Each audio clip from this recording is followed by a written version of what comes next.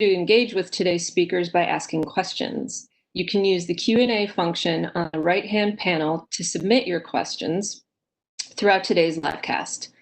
If the Q&A function doesn't automatically appear, you can open this function by clicking on the button with 3 small dots on the bottom of your screen. It's not too late to invite a colleague to today's BI livecast, so if you know someone who may be interested in the topic, feel free to forward them the same URL you used to log in. For anyone not available during this fireside chat, they will be able to watch today's series on demand. We will send you a follow-up email with this information after the webinar. For anyone looking for a dial-in number, this BI livecast can be dialed into. Open the same widget as the Q&A function and choose audio connection. Then provide your cell number for a dial-in. This will give you an audio connection, but not a visual. For the best WebEx experience, we suggest having a visual open on your computer. We recommend also closing out other browsers on your computer for the best possible connection. Lastly, for a great viewing experience, change your WebEx viewing screen to grid view.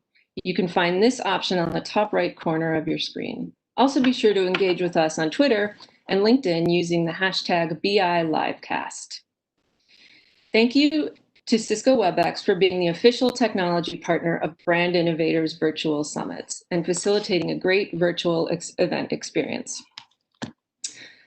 Today, we're going to be hearing from marketing leaders across various industries, from Hulu, Clorox, Anheuser-Busch, Bayer, HP, and more. We encourage you to engage with the speakers and ask questions during each session. I'll be back in between sessions to introduce our next group of speakers. So today, as you may know, we're going to be focusing on in-house agents. In-housing has become a big trend in the last few years, with many brands bringing a range of talent from creative to media to analytics, internal, to build out operations. Our guests today have built up substantial internal agencies and will shed light on why they built in-house agencies, what the challenges are, and when and how they work with external agencies. So without further ado, I'm thrilled to introduce our first speakers of the day. We're joined for our first fireside chat by Scott Donaton. Scott is the head of creative for Hulu, where he leads Greenhouse, an in-house creative team that produces campaigns for the Hulu brand and content, including its originals, live, and licensed TV shows and films. These initiatives span all channels, including TV, digital, out-of-home, experiential, social, and in-product assets. In addition, he leads Hulu's efforts to develop and execute new custom content opportunities for brand partners. He also oversees Hulu's brand social team. And this session will be moderated by Eli Chapman, the Senior Vice President of Sales and Marketing at Celtra. So let's welcome to the stage Scott and Eli. Hi, good morning. Thank you. Hi. Why is my camera off?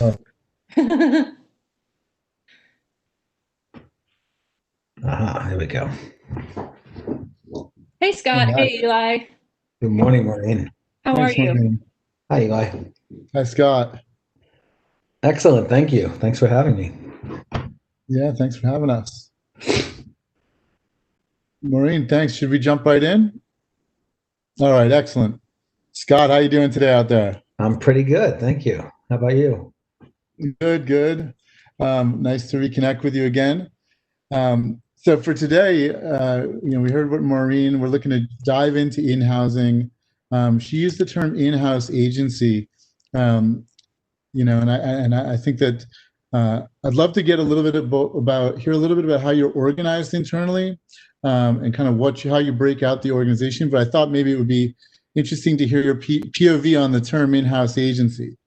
Yeah, I actually rejected the phrase in-house agency for us, not for others. Obviously, there are people I'm sure who think of it that way and want to think of it that way. And for me, it may be semantics, but it's actually important to our philosophy and how we operate. So we kind of have, if you think about it, there are 3 kind of primary things that my team does. We work on the Hulu brand, we work on the Hulu content, and we work with Hulu's advertising and brand partners to help them do things beyond traditional advertising units. And in all of those cases, when it comes to my internal teammates, I don't want them to think of us as an in-house agency, because quite honestly, the danger there is that your coworkers begin to treat you as a vendor.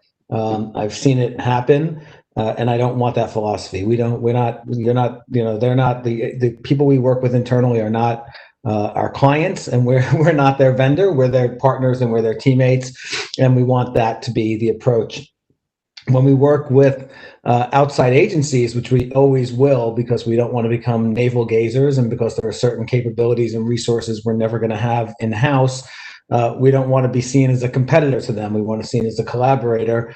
And when we work with our advertising and brand partners, we don't want their agencies to think of it as, we're trying to take your role. We want to work with agencies. We'll work with brands directly if they come to us directly. But in some media companies, when they have developed branded content units, I've seen some of those companies and I admire them, but they've gone out and said, speeches in other places, hey, your agencies, the outside agencies are too expensive and too slow. Why don't you work with us directly? We're not making that pitch. Our pitch is all about collaboration and winning together with whoever it is we get to partner with. So I think of us as an in-house creative studio, but I don't think of us as an agency. Yeah, that's great. Scott, when you talk about yourself as a collaborator, as a partner, what is it you do as an in-house creative studio that builds that trust and has your marketing counterparts, your brand counterparts, your programming counterparts thinking of you in that way? At the end of the day, it's quality of work and its ability to collaborate and understand that we're all aiming at the same things. I think that creatives today have to be business-minded creatives. And I think kind of the days of creatives being able to kind of hide in a bubble and separate their work from its outcome or from business goals is long gone. So that's part of it. Obviously, just the consistency and quality of work. I mean, a lot of what we're doing is pretty new. I've been at Hulu for 9 months. There's been a creative services team for years that worked primarily on marketing Hulu's content, often working with outside agencies there as well. But most of the other things we're talking about, the branded content piece didn't exist 6 months ago. The work for the Hulu brand is something that was a muscle that wasn't really developed until 9 months ago. And we've hired just in the last 9 months creatives from places like Droga5, 72andSunny, Wieden & Kennedy, Digitas, TBWA. So we've really built up a conceptual creative arm of what we do that didn't exist. And I think that kind of thinking that team started showing other internal teams immediately was really impressive, and a level of just kind of creative ideation and problem solving that hadn't necessarily existed in the organization before. That's great. Has your hiring accelerated during the pandemic? I mean, are you opening more roles now, or I'm just curious from a org structure standpoint? Yeah, I mean, our plan was always to start to build a lot of this year, because some of these teams didn't exist before this year, and in the early days of the pandemic, like a lot of people, we kind of slowed things down a little and just kind of but we never stopped filling business critical positions, and we never stopped investing in what we were trying to build in a bigger way. So I think if anything, the pandemic made us just a good process to go through, more carefully eye every open role and make the case for why it was business critical, or come to the understanding that we could hold off on it for a while. But we've never stopped hiring and building during that time either. Nice. You mentioned business-minded creatives, and I think that what's your perspective on how has in-house or brand side creative really evolved over the past few years? I mean, you're implying there's a role, a talent change, but what's your sort of big picture view on the the evolution of what's the brand side and in-house function? I think up until a couple of years ago, a lot of what would be considered, the highest level talent and the best creatives in the business, there was a feeling 5 years ago even that they would not want to go in-house, most of those people. Or if they did, it would be a quick kind of, in between, go do 2.5 years somewhere, 18 months somewhere, and then go back to another agency. And at this point, I think it's actually that dynamic has almost completely flipped, which is that there are so many concerns right now about the traditional agency model and its long-term viability. And I'm not saying that agencies are going away; they're clearly not. But I'm saying that model is changing dramatically. And I think a lot of, and look, the reasoning was always before this that if you work at an agency, you get to work on a lot of different brands, you get to work on new business pitches, you get to constantly flex new muscles. And I think there was always a fear that if you went in-house at a brand, you were only going to work on that one brand. And I think there was also, a little bit of a fear that, you might get bored, doing the same work over and over again. Or what if I pick the wrong brand? I'm going to go, work at a brand. I'm going to have to really make sure it's one that I love and believe in. And I think now there's a feeling that, especially if I can go somewhere where I feel like I'm playing offense instead of defense, and helping to grow something and helping to develop a new model and a new way of thinking, top talent is really drawn right now to the in-house thing. And I think it's become an extremely attractive option. And I'm no longer concerned about at all the ability that we have to attract world-class talent to what we're doing. So on the talent side, you're looking for business-minded creative, or someone with a little bit more flexibility. Can you talk a little bit about the talent? What talent thrives for you in-house? What talent do you wish you had more of? Yeah, I'm not sure a different type of talent necessarily thrives in-house versus agencies at this point, because we're getting a lot of people from traditional agencies who just are bringing in a lot of ways the same skill sets that made them successful there are making them successful with us in terms of the ability to solve problems with creativity and technology. I do think that in general right now there's a move, and this was happening when I was at Digitas and we were organizing a lot of our teams around it, that people no longer are put into the simple boxes. There's no longer just kind of necessarily the art director copywriter teams. There's no longer people who are necessarily just good at one thing. A lot of, you have people who are thinking of themselves as both, art directors and graphic designers and design-based thinkers. You have, social people who are both creatives and strategists. You have a lot more of what I often call hybrid talents right now. But I think even hybrid talents is probably a betrayal of my age and the fact that this is a newer phenomenon. I think this is just that you will have, you have much more agile, quick-moving, creative organizations. And I think people who are kind of multi-hyphenate in their skills are the ones that are succeeding, whether with us or at agencies, and I think will continue to succeed going forward. It's not saying that sometimes you don't just need a copywriter to pull a script together. Obviously, those skill sets are still valued. You need a motion graphics designer, but I also think there are a lot of people coming up who can't necessarily be put into one box, and that's great. Some of the things you're pointing to talk about speed and agility, and from my experience being a little bit agency side, maybe you can talk a little bit about that. I mean, how has speed and agility? What's the difference in speed and agility for your team versus you think an external agency team, and how is that important for you? I think I think speed and agility are extremely important these days. Brands demand it, businesses demand it, the social space, demands it. And even at traditional agencies, one of the things when I was at Digitas that we were always figuring out and getting better at was kind of agile, quick, creative. I think with a lot of agencies, it tends to be that they kind of build an agile creative unit and kind of sit that separately from their main unit versus maybe building it into just the way they operate and think and are structured on a daily basis. And look, there's still a world where you develop a brand campaign that could be, months in the planning and months in the shooting and perfecting. But the truth is, my team is producing thousands of assets a year. And there's so much work that is just on the fly and reactive to the moment and still grounded in a strategy and part of a bigger thing we're doing. But it can't all be about building and polishing and shaping that perfect thing that you then put out in the world, and that you're not doing anything in between. I think those perfectly polished things still have a place, but they're just one part of what you're doing as a marketer every day.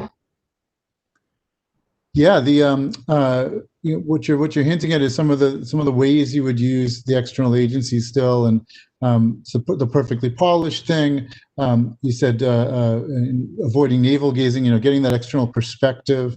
Are there other ways that you still rely on and integrate with external agencies? And maybe you can talk a little bit about what are the working models that have been successful? Yeah, I mean, it depends on the part of the business. We work with outside agencies in a number of areas. We have an in-house social team, but we found that there are times when bringing in outside partners to help us come up with big ideas or help us figure out and learn about some things going on in the industry that we may not be aware of, or just bring a capability that we don't have. Sometimes that's a production capability. In some cases, we'll do that. We'll work in the email space if we see that somebody has a really great way to solve that. We're often looking to supplement our thinking. We have great design and brand thinkers in house, but we were working on a brand and design project recently where we thought it would really help to have some people bring us ideas from the outside world. Because again, I think the danger if you try and do it all yourself, besides the fact that it's never going to be cost efficient to have every capability that you could ever possibly need sitting there at all times, I really most fear the navel gazing thing. You could just become too close to it. There's a lot of benefits to being inside. I mean, I think there's a lot of benefits that we get by being in-house versus the external partners. No matter how close you are with them, will never have the closeness to the day-to-day rhythms and heart of the brand that you do. But there's a danger too that you can be too close, and that often somebody from outside can come in and spot something and point it out to you that you can't spot on your own anymore because you're internal. Right. Yeah. You bring up the sort of the differences that you experienced, right, coming from agency side into Hulu. And being close to the brand. And I mean, was there something that surprised you about the differences of what it was like in-house versus as the external agency? It's a good question. I think it's always interesting when you sit at an agency. Somebody once described it to me as kind of as in relation to your clients, you're on the outside of the house kind of looking in the windows, and you can go to window and you can get a pretty good sense of what's happening inside the house. But there's always that hallway someone walks down in between rooms, or that room you can't see into. You kind of have to guess at a lot of times, or hope somebody's giving you an honest view of why a decision was made or why you're pushing in a certain direction. And so what's great about being in-house is you just do get to see everything, right? And you get to ask every question. What's interesting as well sometimes is I think that when you're outside the house, you think that there's this big secret strategy happening in that hallway meeting that you can't see. And sometimes it's not even that complicated. It's just somebody going, that would be cool. Let's do that, right? So I don't want to imply that always what you're discovering is this amazing thing that is knowledge missing from others, but there's just something different about being in the house versus outside the house. Yeah. I was talking with Pauly Derry from Yeti about this sort of the differences as well, because we work together at RGA, and he was talking about how being close to the marketing leadership and being able to have a casual conversation with the CEO or with an executive team member about something, bouncing that idea off in the hallway, so to speak, was one of the major dramatic differences. Do you have similar experiences there?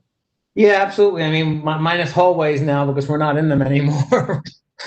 On Zoom, I guess. One of the things is that just the teams that you're working with on one particular project, you're probably running into a lot of those same people, on 8 other things that you're working on, and so you're just developing a closer relationship.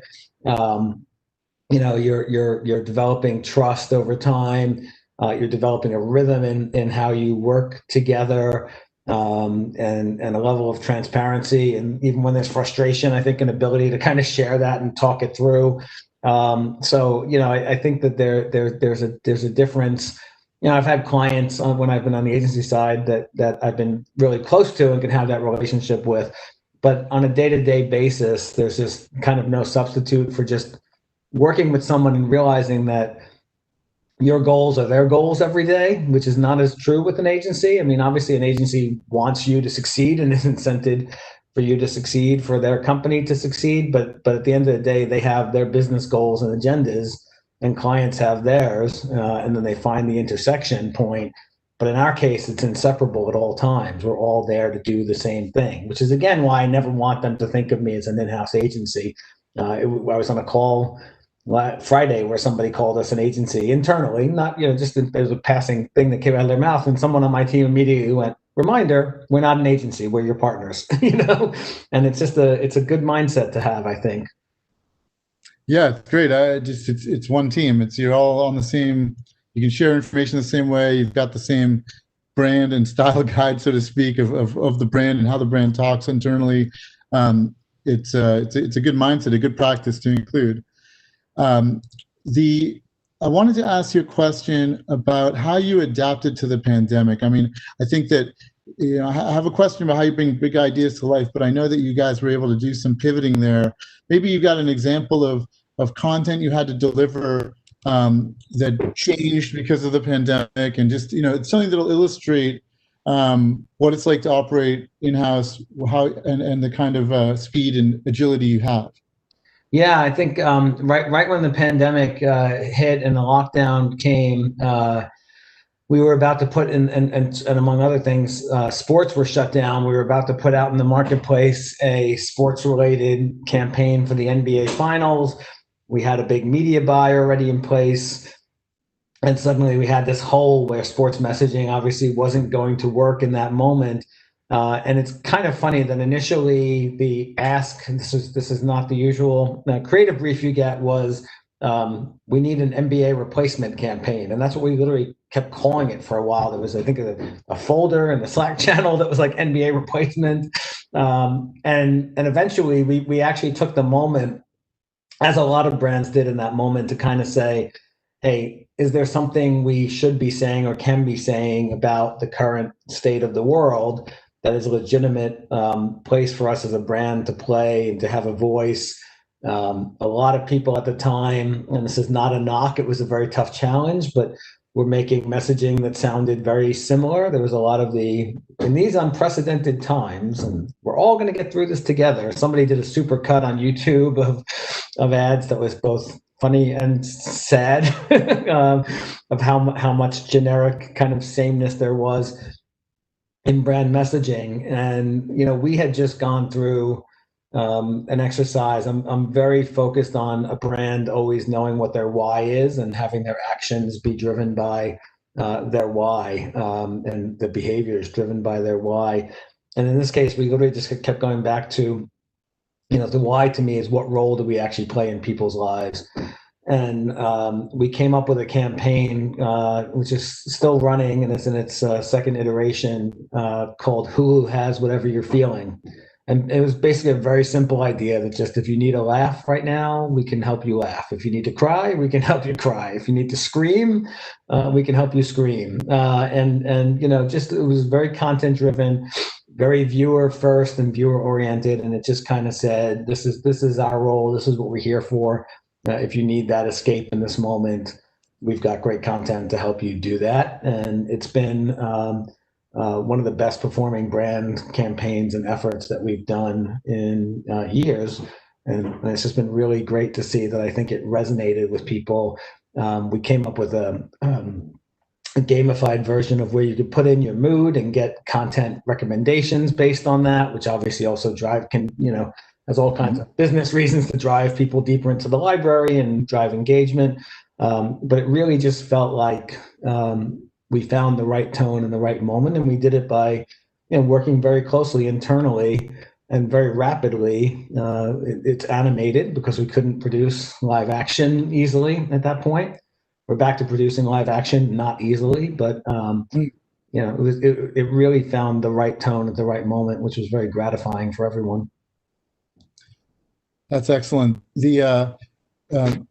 What about talking about how you measure success? You talked about how it's the best performing campaign. Maybe you can give a little bit of a structure behind how you measure success as a creative team. Are there anything you've learned in how to be effective doing that, and how to structure the feedback loop with the various stakeholders that you're collaborating with? Yeah, our market organization is very results oriented, very much driven by OKRs, objectives and key results, and understanding going into everything we're doing, how those things connect back to the greater business goals. It's really something, it's a discipline that we put on ourselves. And every time, we're aware, obviously there are different marketing levers that you pull at different times. And there are things that we do where the KPI and the thing you're looking for is, did I drive X number of signups in the week after this ran? And there are things you're doing where you're saying, did I build brand love and brand preference over 6 months? And we're just well aware that whatever it is we're aiming at, that we have eyes on that we that we build that into the thinking in the beginning, and that we measure it and learn from it coming out of it. So it's a really nice disciplined approach to how and where we invest and how we determine the success of those investments. Are there analytics within the creative team, or is it a separate part of marketing that you're collaborating with? Just curious from an org structure. Well, it's marketing, but it's not separate. And I think in that way, this is also why I don't like to think of just our creative team as an agency, because if you're a creative team, you have strategists, you have analytics people, you have all those things, and we have all those people within marketing. And so we everything comes together as a team, and we have a process through which, as these things are in development, they're constantly being brought to a fuller, more diverse group of marketers, diverse in the in the areas that they work in within marketing, and pressure tested, and people get to see it and question it and be a part of it. So everything really is developed together from the start. That's great. What about, so the NBA replacement campaign is a good example of this, but maybe there's another one. You talked about just how do you use that success to sell bigger ideas internally, or bring big ideas to life? Like, how do you actually ideate and come up with something big that you can actually get the organization to collaborate on and bring to life? Yeah, I think what's interesting is if you're at an agency and you're good at what you're doing, you're going to want to be bringing forward big unexpected ideas to your clients throughout the year, and not just in response to particular briefs. But that still tends to be a harder, longer process. Meaning you'll have an internal team at an agency really develop something out, pressure test it.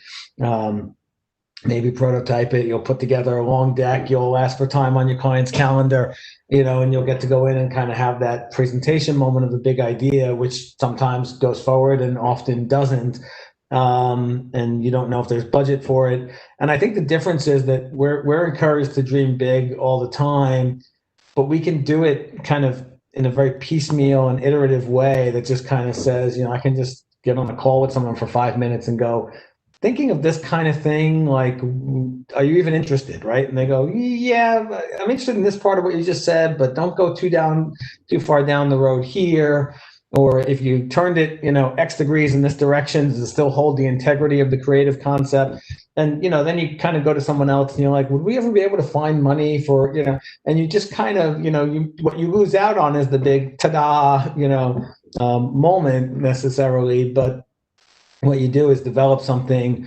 You're dreaming big, and yet you're also kind of pressure testing and winning support all along through the process, which I think makes the hit rate higher. It's easier to have a higher batting average, getting those ideas through, because you're kind of building them to be a no-brainer by the time you get there.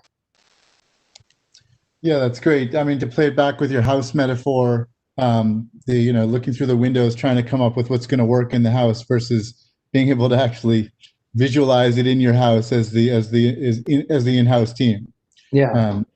And again, I'm not knocking outside agencies when I was at them, and when we work with them now, I want our outside agencies to come and wow us with big ideas, and they do. But it's just it's a little more of a hit or miss for them, which I'm sure can be frustrating and time consuming when you're deciding to put a lot of resources against the concept that you don't know will go anywhere. Absolutely. I've been part of some pitches myself where there was quite a lot of work, and you don't really know exactly what the client always looks for. So it's a great point. What about, so there's the art and copy, right, sort of relationship. Maybe we talked a little bit about it, but maybe you can go like, what's the art and copy of in-house? Is data and design, do those play a role? And maybe just expand on that a little bit. Yeah, I mean, I think we've got a team with a lot of different capabilities. There's still definitely places for art copy teams, and we do when we're working on briefs. As do outside agencies, we still have some pairings of art directors and copywriters that we will send off to do some initial development ideas. But I really also fall into the camp. Look, RGA was one of the leaders in this, of breaking past just the art director copywriter thing. It was really transformational when Bill Bernbach introduced it 60 years ago, right? And think about how little that's changed in some ways, and how much the rest of the world has changed. And so I think I forgot what the phrase was that RGA used to use and what its earlier iterations for it, but is very much a kind of design-based systems and stories, right? Yeah, systems. I've always loved systems and stories, because design-based thinkers, systematic thinkers, really are so deeply creative as well. They're just creative and come at things from a different point of view, right? Storytellers are often trying to create desire. Systems-based thinkers are often trying to take friction out of a system and just ease something and solve a challenge. So we're constantly doing the same thing of just trying to put different minds in those meetings from the beginning. So when we're trying to develop a creative platform, we'll have an art director and a copywriter, but we also could have a video editor and a motion graphics designer and a creative technologist. I think creative technologists in particular, for both external agencies and for an internal creative organization, are really important thinkers to help us figure out how technology will allow us to think about telling a story in a different way. Our social team, brand social team at Hulu, became part of our broader creative team about 2 months ago. And we're getting them involved in all of our creative ideation much earlier, because a lot of times you're just thinking about something in one way and they suddenly give you 3 other ways that can happen, and happen a lot quicker, and with a lot more impact. And so I think that we constantly have to be introducing new thinking so that we're coming up with new kinds of solutions. That's great. Yeah, the just for people who don't know, the systems and stories idea is a sort of what you say is your story, what you do is your system, and being able to, if you can find a platform idea that lets you tell that story, the big story, and as well as do something that systematically you can really bring it to life. We have 5 minutes until some questions, so I thought maybe we could just end with these 3 last questions, which I'm also going to ask the next panelist in the chat. So I thought, so to finish off here, if there were one to two things you'd recommend to a new in-house team to ensure their success, as they're getting going, or if they're already started, what would they be? I think it would be, again, I can't tell others not to think of themselves as in-house agencies, but I would encourage them to make sure whatever they call themselves and however they think of themselves, that they set themselves up as not separate from all of their coworkers and collaborators. Frankly, we named my team. It's called Greenhouse, and that name has gotten through our organization and out in the world pretty quickly, which is gratifying. But it's something we were aware of. Is that even creating a separateness or an other than ness? And for some people, I think it did. And so we just kept having to hammer on, don't worry about the fact that we're called that. It's just, we're still you, right? Or you're all still part of the Greenhouse when you work with us. But I think just constant reinforcement that we are partners and coworkers, that you're not calling on kind of a separate thing within the organization. And I think diversity diversity, no matter where you work, in all kinds of ways, in terms of perspectives and points of view and ways of viewing the world and experiences, but diversity of capabilities as well. We have a very robust design team. We have editors, we have producers, we have designers, we have copywriters, we have art directors, we have strategists, we have social thinkers. And it really is important to have that and not kind of build out a narrow definition of creativity. Excellent.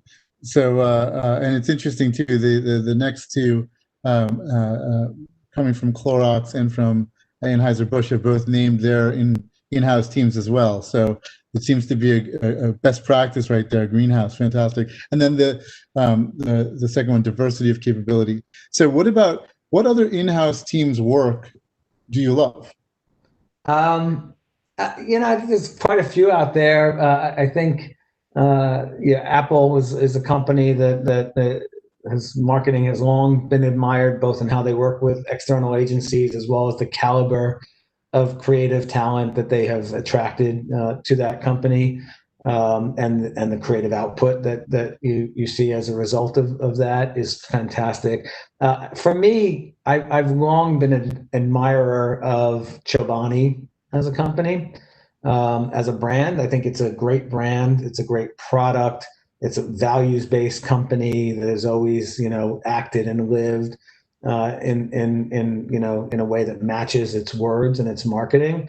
And they've built a really cool internal creative function that has produced some great work in the world. So I think they're fantastic. I think it's a little bit different, but in terms of the branded content, brand studio side of things, CNN has built out a team of incredible creative team that works with all of their brand partners, and they've hired filmmakers and directors and editors and storytellers of all kinds, and I think they've even trained their own drone pilots to capture stories and articles and create content for their brand partners that is of the same quality as anything else that the brand would create as editorial content. So I think they've done a fantastic job on that end. Excellent. Thanks for sharing the thoughts there. Chobani, Apple, and CNN on the branded content side. And then my last of these three questions here before we go to the questions from the audience. What's one thing you haven't done as an in-house team that you'd love to do? That's a great question. I think it's all about more. I'd like this to be doing more experiential things, and obviously the world has kind of gone away from that temporarily and made it more difficult. But I think in general, creative uses of technology to put new things in the world. We know that audiences still do not love most forms of interruptive, intrusive advertising, and we have said publicly that when it comes to our advertising partners, we would like 50% of our ad revenue to come from non-interruptive advertising formats in the next couple of years. And I think for Hulu as a brand, the ways in which we go to market have to move beyond more traditional media unit advertising as well. And we have done that in a number of cases, but I think there's a lot more of it that we can do, and a lot more ways that we can start to use AR and AI and other, creative technologies to tell stories and share them in new ways. All right, excellent. Some really good answers there. Thanks for indulging me on the last three. Sorry, so we've got a list of questions here. I'm going to just jump into a few from the audience. So first off, was this a question around working from home? What were the challenges you had with everyone working from home, or still working from home, and how have you addressed them? Yeah, I mean, my team actually adjusted to it pretty quickly, and I give them a lot of credit for that. Early on, the biggest difficulty we had was more with the people on our team, which is mostly the video editors who need access to specialized equipment and needed easy access to, footage and other assets, particularly people cutting trailers and the like for our content. They had the hardest adjustment to working from home. We were ultimately able to get them into the office to get the equipment they needed out and to set up systems to get them, high-speed access to the assets they needed in creation. But that was a big challenge. Shoots have been a challenge. We're back to doing live shoots, but the live shoot process is very long and tedious now because of obviously much needed safety protocols. But we had a shoot last week that went from 5 p.m. to 5 a.m. with a bunch of people on it, which is obviously not ideal. We had a shoot Friday that started somewhere in the morning, and I know it was still going on 8, 9 o'clock at night. And that's because every shot, every setup, everything, there's only so many people in the space physically at a certain time. Somebody comes in and sanitizes equipment. Somebody else comes in and moves the camera. Somebody else comes in, then you do the shot. So I think that production challenge remains, remains sticky. But in the day-to-day flow of how my team works together, it's been pretty smooth overall. That's great. We had a question about how you keep your team simultaneously, or yourself, focused on work, but also keeping tabs on what's new technologies, formats, platforms that never seem to stop evolving. I mean, maybe you mentioned the creative technologists. Maybe that's part of the secret sauce there. That's part of it. They will present things to us pretty regularly that they see out in the world. I think I know we launched a external speaker series a while back called Green Juice within Greenhouse. Where we invite creatives from any field other than advertising. This was actually an idea that I borrowed from a woman I worked with. She was the editor of creativity when I was the editor of Ad Age. Teresa Etzi had started a conference that had that similar notion of hearing from of advertising people, hearing from creative thinkers in other fields. So we now have, we've had a sculptor, we've had a composer, we've had a spoken word poet, we've had a painter, we've had a graffiti artist. And it's really just like talking about the creative process and getting creative inspiration from those thinkers in other fields is really important to keep the team's mind open to things going on outside their world. We have a creative inspiration channel on Slack where people just share stuff that they see out in the wild that interests them. So I think it's really important to keep people's minds flowing in that direction and keep seeing what's possible, especially in other fields, and then figuring out if you can apply it to what you do. That's great. Actually, this question might spill out of that, talking about organizational internal structure. So you've been at agencies before, but and you've talked a little bit about the kind of talent you're bringing in, but you've been at agencies before. So how does the Hulu structure differ? Is it less hierarchical, less levels of approval? Even while you were just talking right there, I was thinking more of the creative review sessions that might exist within certain stakeholders within an agency. How do you organize to be effective and collaborative?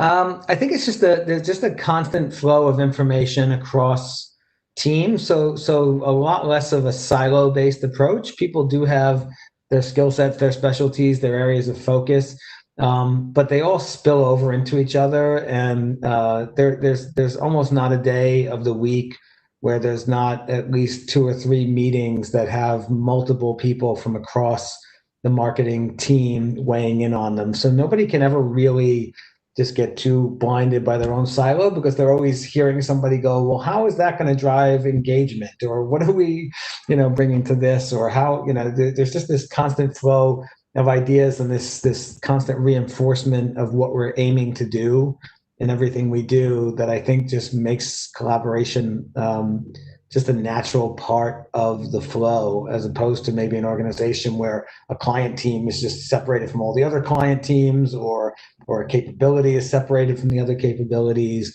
We're all just kind of constantly flowing past each other, and it keeps us connected. Yeah, that's great. When you think of it like that, it's not even that you're staying close to, it's that the team that is the collaborating team on the project are the decision makers or key stakeholders. So you're not, there's less of the back and forth on review, less of the back and forth on approvals even. It just sounds like you can make decisions as you go. Yeah, we try and button things up, because when you get to the point that you're bringing it ultimately to the highest level, our head of marketing is very curious and he will find and probe and hit the holes. So I think it just keeps your game strong, of like, we all together go into something when we're all ready to present it. Excellent. I think we have time for one more question. Just looking through the list here. This sounds, how can marketing and technology leaders structure their teams and recruit highly coveted talent for a new era that demands an increasing array of skill sets? Sounds like your answer would be avoiding the silos, staying collaborative. Anything else to add on that one? I think just if you're building an in-house organization, don't have any sense of self-consciousness around the fact that you need to convince people of why going in-house is a good thing. It doesn't mean don't make a strong case for why someone can have a great career with you, and how you're going to keep them challenged. But I think that there maybe are still some people who are reluctant to go after top-notch talent. And if you look around the business and did some keyword searches on Ad Age or Adweek, and the number of like really talented, really well-regarded creatives that have moved over from agencies to in-house in the last 2 years even, you'll see an incredible flow of talent. And I think that you should go after the highest level of people that you can.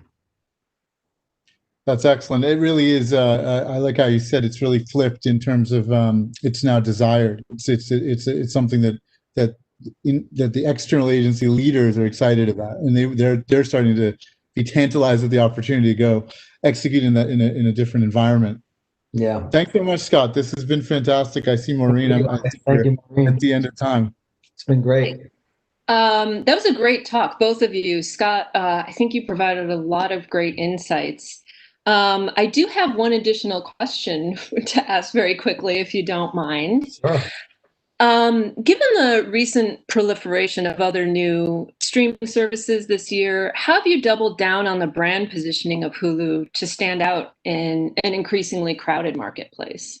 Yeah, it's a good question. I think, it's hopefully a process you're always going through anyway. But I think that we know that Hulu truly is differentiated, and it's not just by its content, it's by the overall experience. But I think that we, just kind of doubled down on making sure that we were very focused on our brand mission, that it was differentiated and ownable. That's just something, you have to make sure that you're not falling into something too generic or flexible in those cases, and really understanding where you add value. And I think the fact that as we've been integrated into the Disney family over the last year, it's also kind of understanding and helping the Disney organization understand our role within that portfolio, which again just helped keep us sharp on always knowing in both the Disney family and in the greater marketplace what the things are that set us apart. And that's it's almost good to keep having someone ask that question of us all the time and make sure that the answer still holds up. You can't kind of decide it once and be complacent about it. I think you constantly have to pressure test Is this truly differentiating? Is it truly ownable? Is it true? Yeah.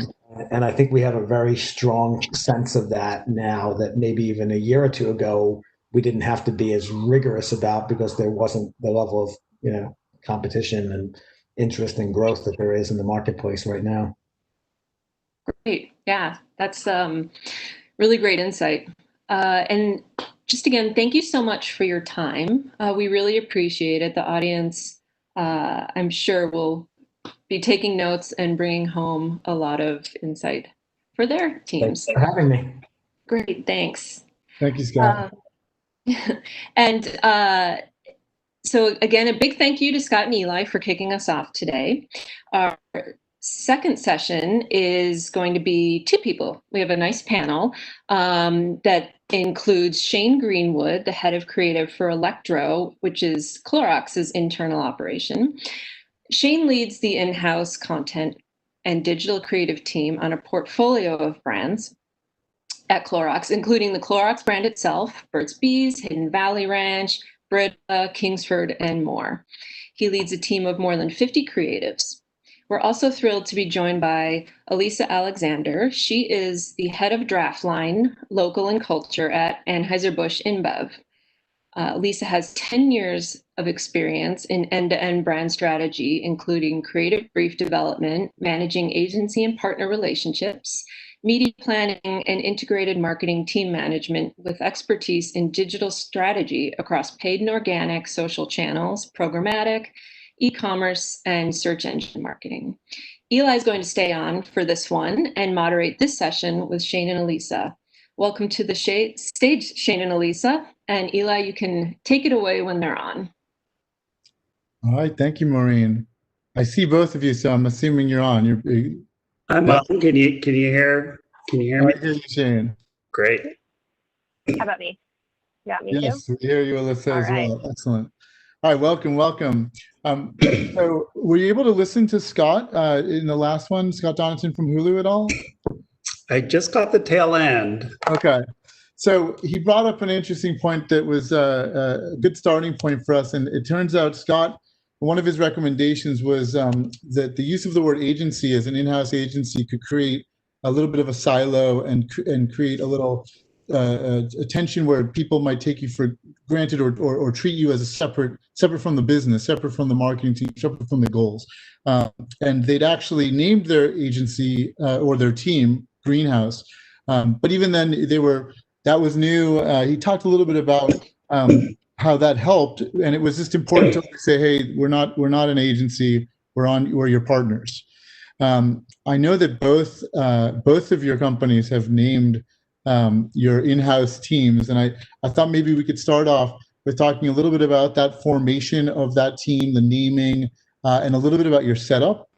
And maybe we start with Electro and Shane.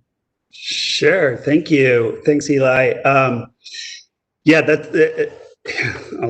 kind of jump ahead a little bit because I want to address what you just brought up, that we have that conversation a lot about the term agency and the term client too. Are they clients if they're really our partners? We are all Clorox. We actually intentionally named Electro Creative Workshop because we didn't want to call it an agency. And yeah, even with that, it's like the casual shorthand. We still say agency and client, even though we're not exactly committed to those words. But so Electro is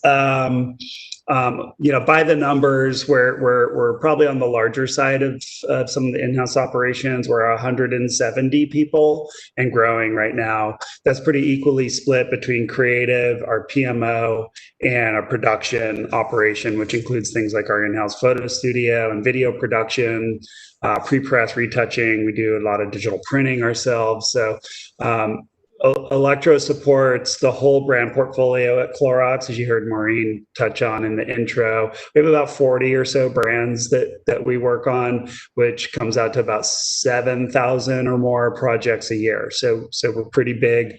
We're moving fast in a lot of directions. We have 4 main areas of scope.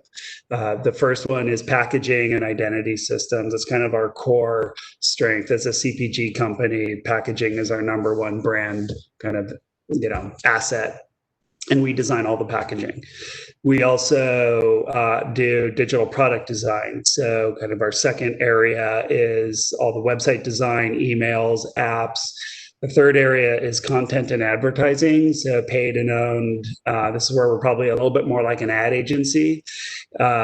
Lots and lots of video these days happening in that group. And then experiential and events. So we have a team that's dedicated to actual in-person events. That's been an interesting shift this year, but meetings, events, conferences, trade shows, we support all of that. So we launched Electro 3 years ago, and it was actually launched as a combination of 2 groups that existed prior to that, and they went back many years. So one was a packaging and print team, and the other was a digital and content team.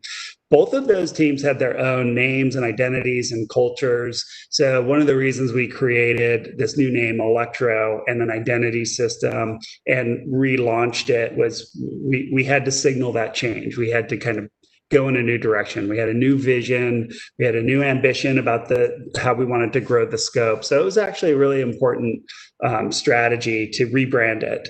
And we actually made a lot of noise in the org when we did it too. We threw a big party. We had the executive speak. We did swag. We put an 8-foot logo on the wall with neon. You couldn't miss us. And that created a lot of really exciting energy in the org and sort of renewed interest in working with in-house. We also added a new leadership team. So this was key. We brought in new leaders from outside the company and married them with some existing leaders within. I was one of those people. So we created this kind of new energy and legacy knowledge leadership team to run it. So when we came out of the gate, we had this kind of new leadership team and identity, a lot of energy, and then the last thing I'll add on there too was we put a lot of effort into signaling our values. So we wrote what we call our Electrofesto, which was a list of how we were going to work that was different than the previous 2 teams. So with those values, we were able to signal to the org a lot of expectation around how we would partner with them. So that was 3 years ago. Now since then we've been successful in growing, and we're changing a little bit every year too as we continue to grow. But it just has added up to a really great experience and a lot of good work coming out of the team now. Excellent. Alyssa, how about with Draftline? Can you tell us a little bit about the org and the formation and the name even? Absolutely. So Draftline is the in-house agency of Anheuser-Busch. Very similar mentality, though. We like to think of us as part of the marketing organization. We like to think of our brands as brand partners. Sometimes, you backslide into the terminology occasionally of client or, things like that. But we definitely see ourselves as an extension of the marketing team. And it's actually, so Draftline started a little over 2 years ago.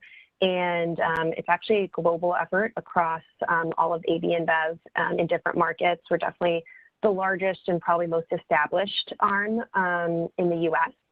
And, very early on, we're piloting different things and really formalized it quite a bit. So we're called Draftline. It's a little bit of a play on a word with, beer and the Draftline. We like to say we have ideas on tap.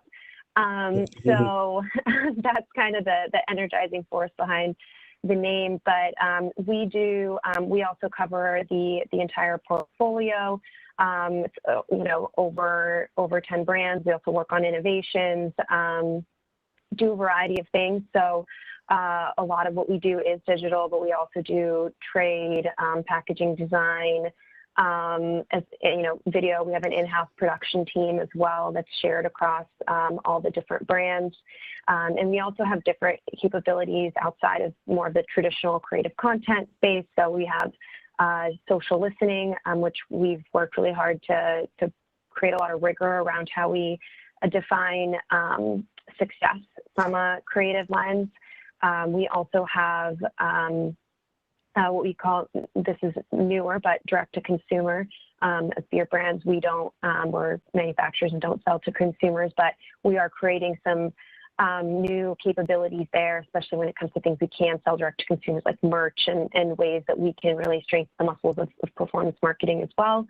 And then my teams that focus on localization and really culture creation around trend setting and management of influencers. So runs the gamut for sure. We're always looking to grow it as new needs come up, but we definitely started humbly. So started out with really having more of a designer and a strategist assigned to brand teams, and started with some of the more tactical executional work that, you know, external agencies may not have been super excited to be doing, and the brand teams weren't as excited to be paying lots of money to do things like resizing, versioning, all of that. And as time went on, the creatives got more ambitious and the team started pitching bigger ideas. And so we like to say, you know, as big as you make it. And so as we started proving out these more ambitious ideas and building that relationship and trust with the brand teams, we started adding on new roles and new capabilities, and have really grown tremendously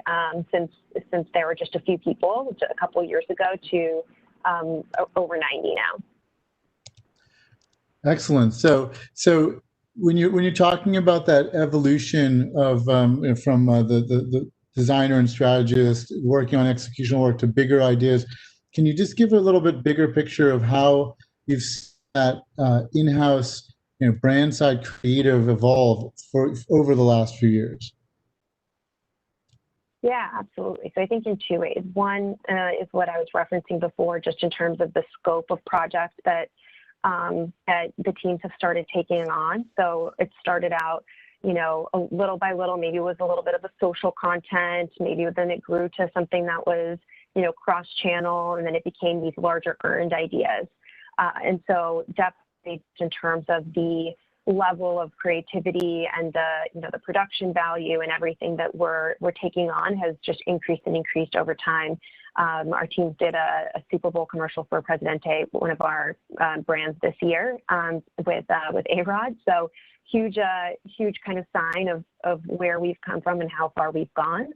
And the other piece has been really how nimble and quick, not only just from a speed of developing the creative, but really how reactive we are to things that are happening in culture with consumers based in social listening. And that's really, I think we've led the charge and been able to do that very quickly for our brand partners. And I think that's starting to become more and more the expectation of all partners. So it's something that is definitely here to stay.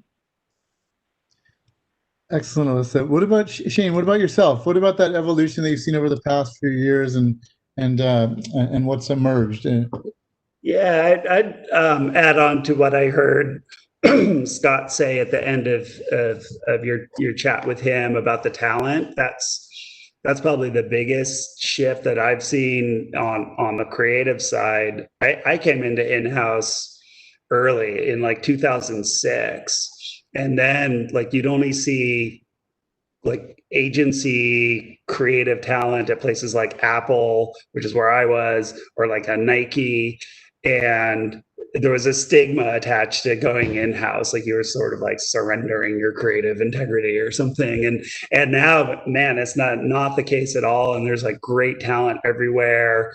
You can work in-house, you can work at an agency and have this great creative career, and everybody knows that now. And that's really just been in the last few years.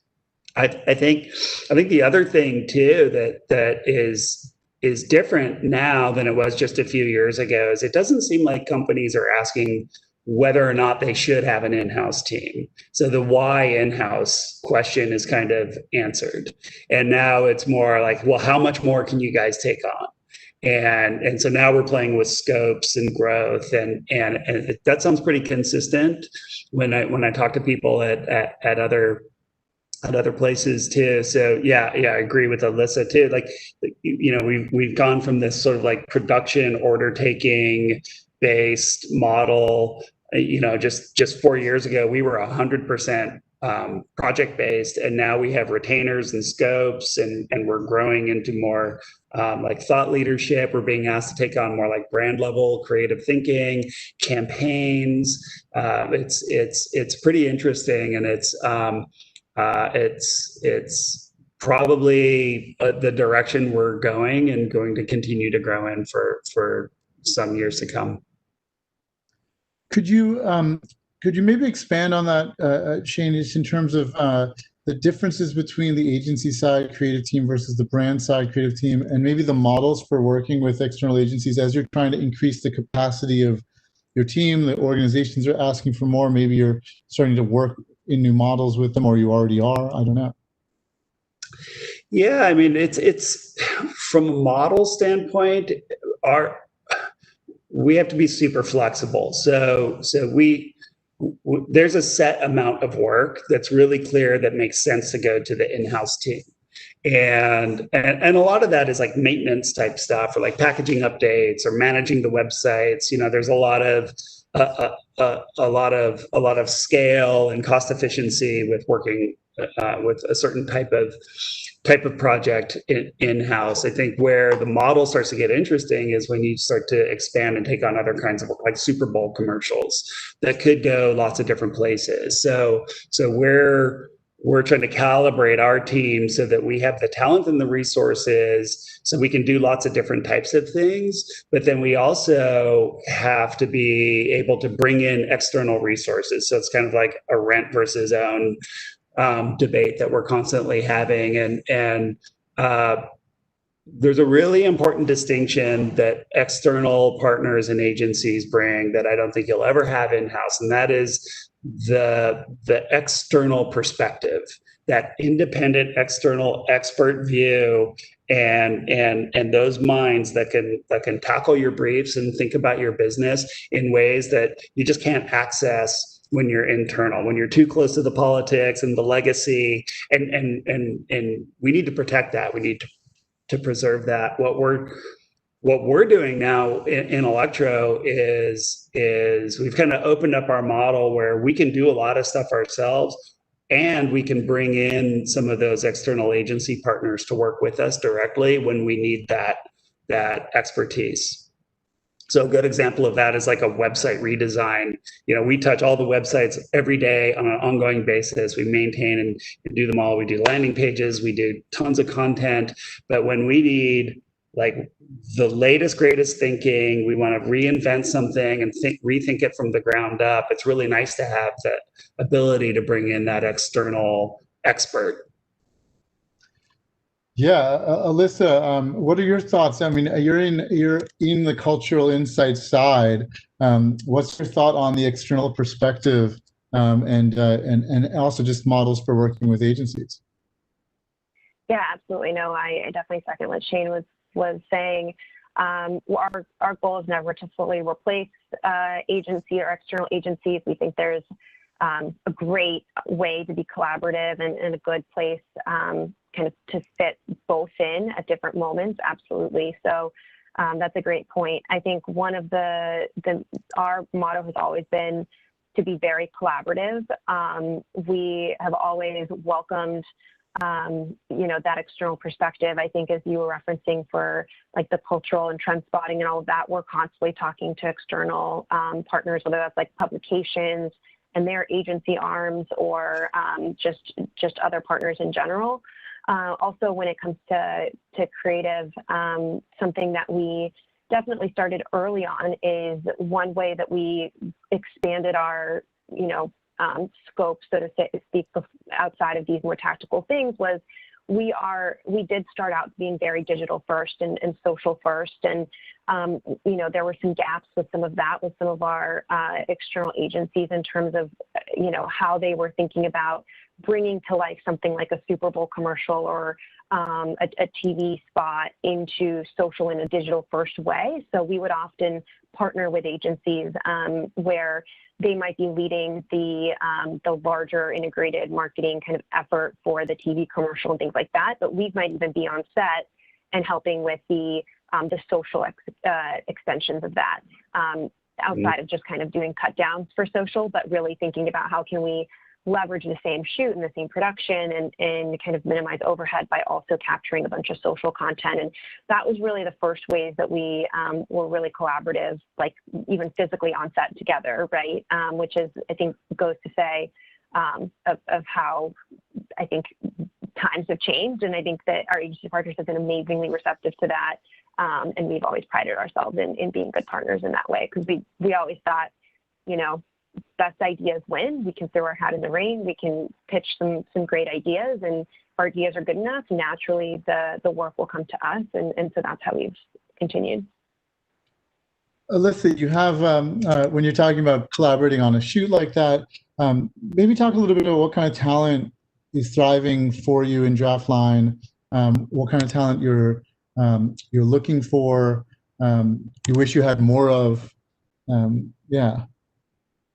Yeah, absolutely. So some of the qualities that we're looking for are people who are, they're definitely hungry. They're okay working really quickly, being super flexible, I think is the biggest thing. A lot of while we have distinguished roles, frankly, a lot of people wear a lot of hats. We move very quickly. Things change. Strategies change. We have to be very reactive and think on our feet a lot. So someone that's, okay with a lot of moving pieces and at times ambiguity, but is definitely excited by it is some qualities that we look for. And, we have, because we're not just creative, we have PM, we have strategy, we have production team, and social listening and all these different roles. We've actually had quite a bit of expansion on the types of profiles of people that we look for. And I think, as Shane referenced before, we also take people from the business or for the marketing side. That's also where I came from, and we do a good job of our creative director is an external hire, bringing that good new perspective. Some of us are from the kind of the marketing side, and some have kind of grown up a little bit through the agency. So that's something that we look for across, I think, Anheuser-Busch in general, are just people who are okay, going beyond their immediate swim lanes and jumping into things really quickly. And so we're excited about that. And I think as far as what we were looking more of, I guess, I would say, looking for people with not traditional backgrounds is always an interesting mix. There's a couple, we've partnered with different organizations and schools. We even had a brand social club launch with kind of an open letter for people to co-create the club with them, and got 1,000 entrants in, or kind of applicants in, as freelancers. And now, besides what they're using them for, we're actually using them as potentially, like when we're hiring up for freelancers or growing a team. And now we're looking at at that list as well. And those are not going to be necessarily the most traditional candidates for when you look at talent otherwise. That's excellent. And you were a brand manager, right? And marketing manager previously. Do you end up, is there sort of a liaison role that's needed for other brand managers within the business? Does it feel like there's some education to do, or are you able to bridge that gap between the stakeholders just with Draftline and sort of how you operate as a team? Yeah, so when I was on the brand side, I was more or less the main internal stakeholder for my Draftline team that was dedicated to Stella when I was leading digital there. And so I got really close to the teams. I've worked very closely with the leadership of Draftline for a few years now. It helps to have a single stakeholder at some point, just to kind of filter some of the information, or help prioritize when there's a bunch of different requests. But I do think, having now come to this side, it's been really helpful for me to teach our teams about, having some of that empathy of what's happening on the brand side, the priorities, the kind of, just the ways of working and how to position certain things, how to sell certain things in, how to work around different leadership.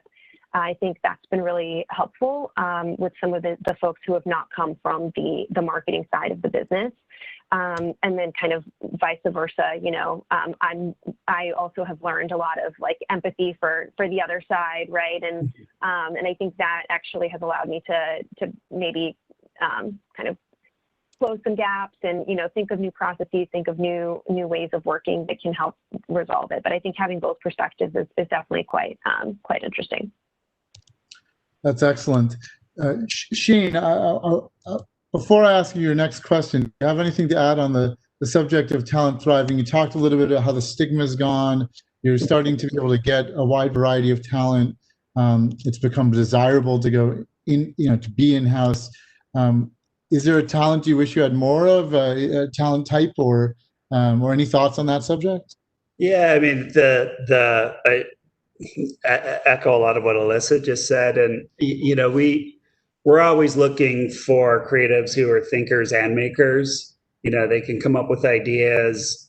It's a little different than what you find in some agencies where the creatives are the idea people, and then they have a pretty robust team of like producers and artists that support them.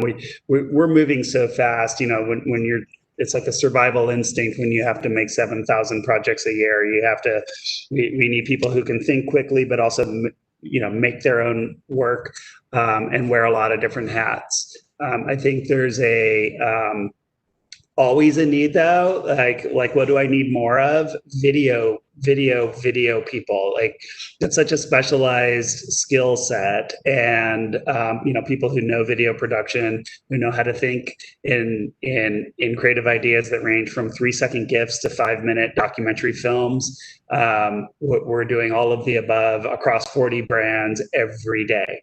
So that's probably our biggest growth area right now, where we're building this kind of content machine that's actually operating a little bit more like a newsroom too, where we're reacting, we're spinning up stories, we're producing content, and we're publishing it at just super fast. And could always use more of that. That's excellent. So we have about 5 minutes left before we go into questions. So I want to ask one more question, then we'll get to the last 3 that I asked Scott as well. So with the pandemic, it was a chance to you had to reimagine. I mean, Clorox, Shane, you're in a position where all of a sudden, as a brand, it's a whole different world. Maybe talk about, I think the reaction that you had as an in-house team to that. Just talk about a little bit of what you had to do, how you reacted, and how you were able to move quickly with content at that time. Sure. Yeah. So it was quite a curveball for all of us. I think having a brand like Clorox in your portfolio was super interesting, because Clorox had a really important role to play in the national conversation or the global conversation about coronavirus. Our product kills it, and people wanted to know more about that. So on, as an internal team, we have that. So we have the Clorox brand, and it was actually a really great example of why having a good in-house team is important, because that content needed to be up within hours. It needed to be legally approved, vetted by all kinds of stakeholders, because it had to be perfect. We had to say exactly the right thing, and we had to say it right now in multiple channels. So we had to create a lot of content very quickly. On the other side, we have a brand like Hidden Valley Ranch, where all of a sudden, guess what? Everybody's staying home and trying to figure out what to cook, right? So they had a totally different perspective and responsibility to publish content that would help people. We're doing all of that within hours of learning about the shelter in place and the shutdown. We were shooting within 3 days. We quickly spun up some of our production capabilities and partners who were able able to work right away. And we immediately started experimenting. I made a lot of calls to people to find out who was up and running, who we could work with, and we really got there quickly. And we learned a lot of new tricks along the way too, things that I think we'll do going forward once we're through all of this. You know, we did one big project around personal care. We have Burt's Bees as one of our brands, and we wanted to create new content about personal care at home. So we sent film kits to a bunch of influencers and gave them instructions on how to set it up, and then zoomed in and directed them to do what we needed them to do. And now we're cutting those how-to videos out of that. So everything from quick FAQs in 2 hours to projects like that, we've really run a full spectrum of response to COVID. Alyssa, how about yourself? I mean, obviously a different kind of response, but a huge response nonetheless. Yeah, no, absolutely. So different product, but different challenge, right? So as we know, a lot of the summer and spring months are filled with concerts, sports, restaurants, you know, music, all of those things that are big beer drinking occasions, as we like to call them. Lots of sponsorships, lots of everything. And of course, you know, we had already produced a lot of the content that was supposed to be out.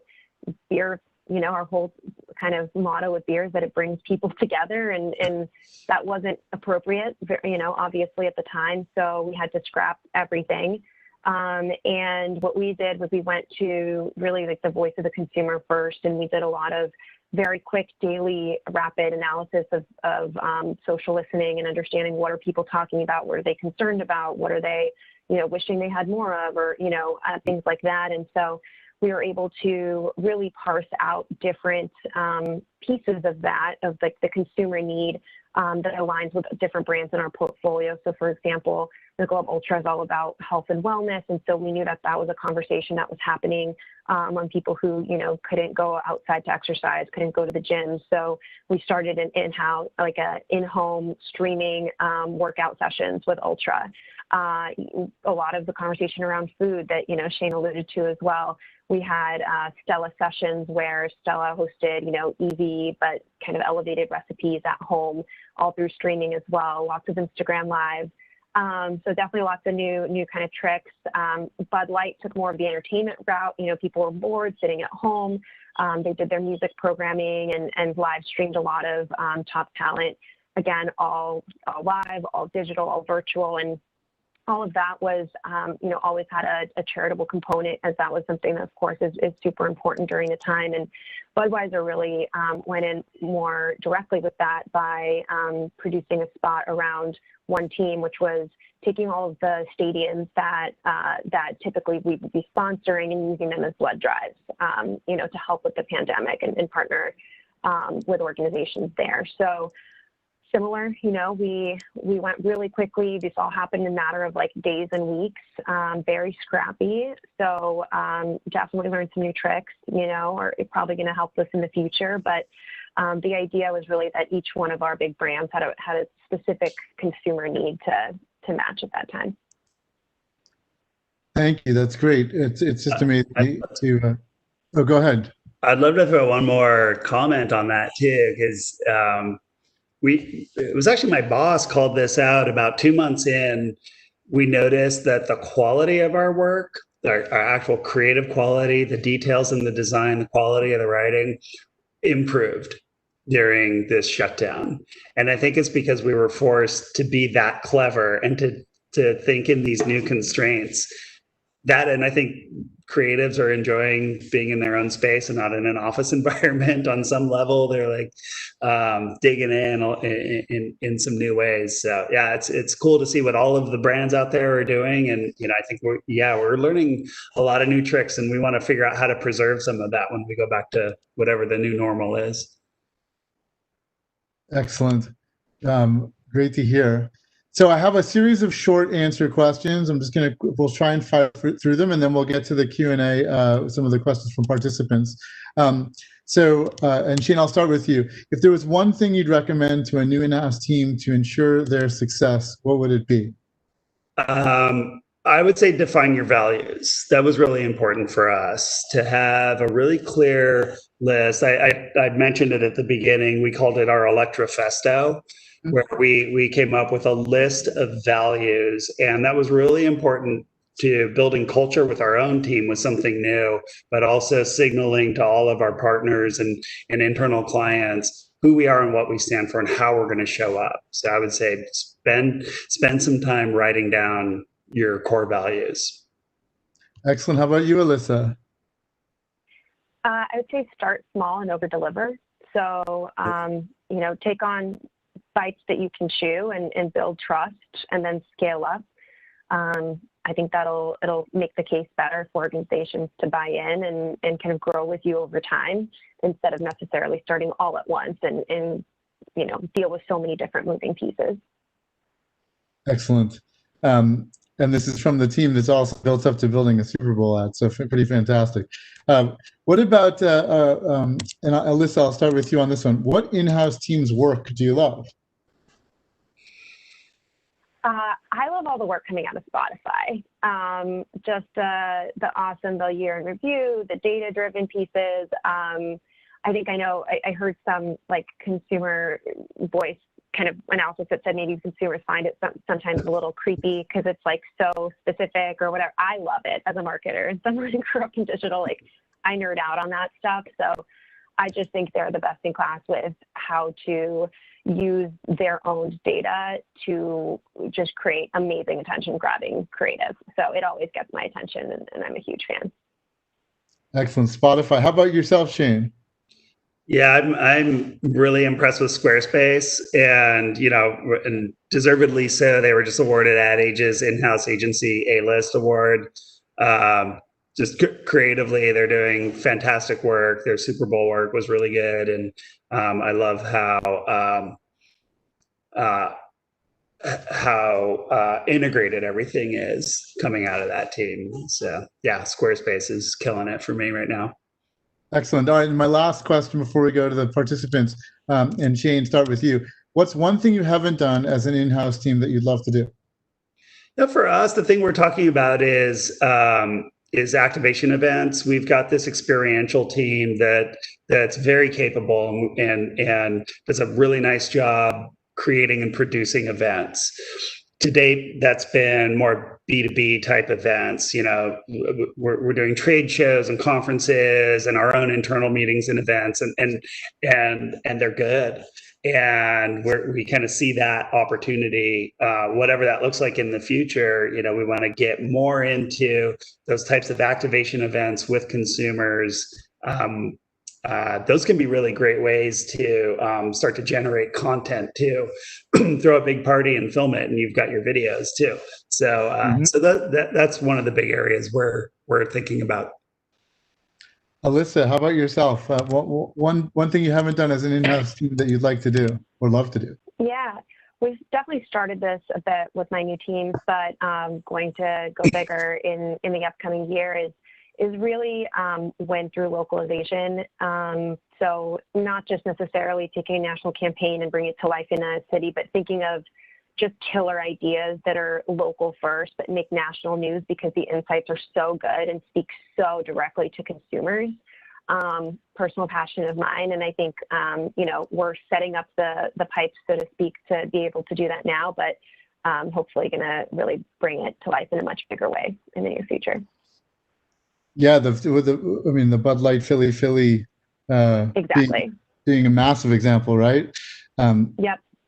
Excellent. All right, so let me look through this. We've got some questions for Alyssa. How has the pivot to virtual events impacted your team at Draftline? What are some increased roles your team is playing that might have been handled by external agencies in previous years?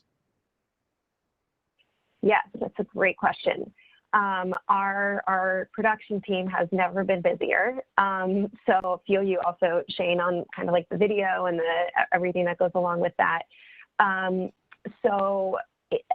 It's kind of what you were alluding to before. I mean, we're handling productions virtually. So we're sending, kits and equipment to people. We're giving them creative direction through Zoom. building in infrastructure to review that type of creative. So, I wouldn't say that necessarily those were roles that were handled by external agencies. I think it's a new world. I think that's just a new experience for anyone. And so there's been definitely a big focus on that type of kind of remote production. We've also, as part of that, been using content creators more since we can't go do our own shoots.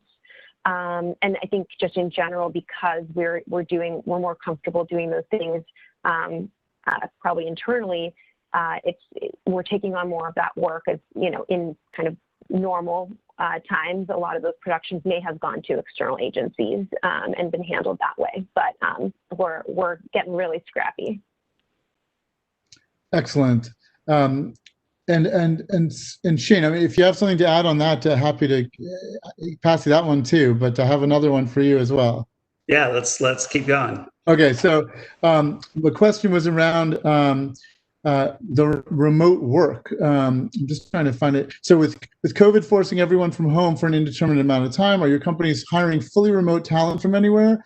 Are you still planning on finding talent to be in the office eventually? You just mentioned how the work might be better because creatives are enjoying their space. What are your thoughts on this?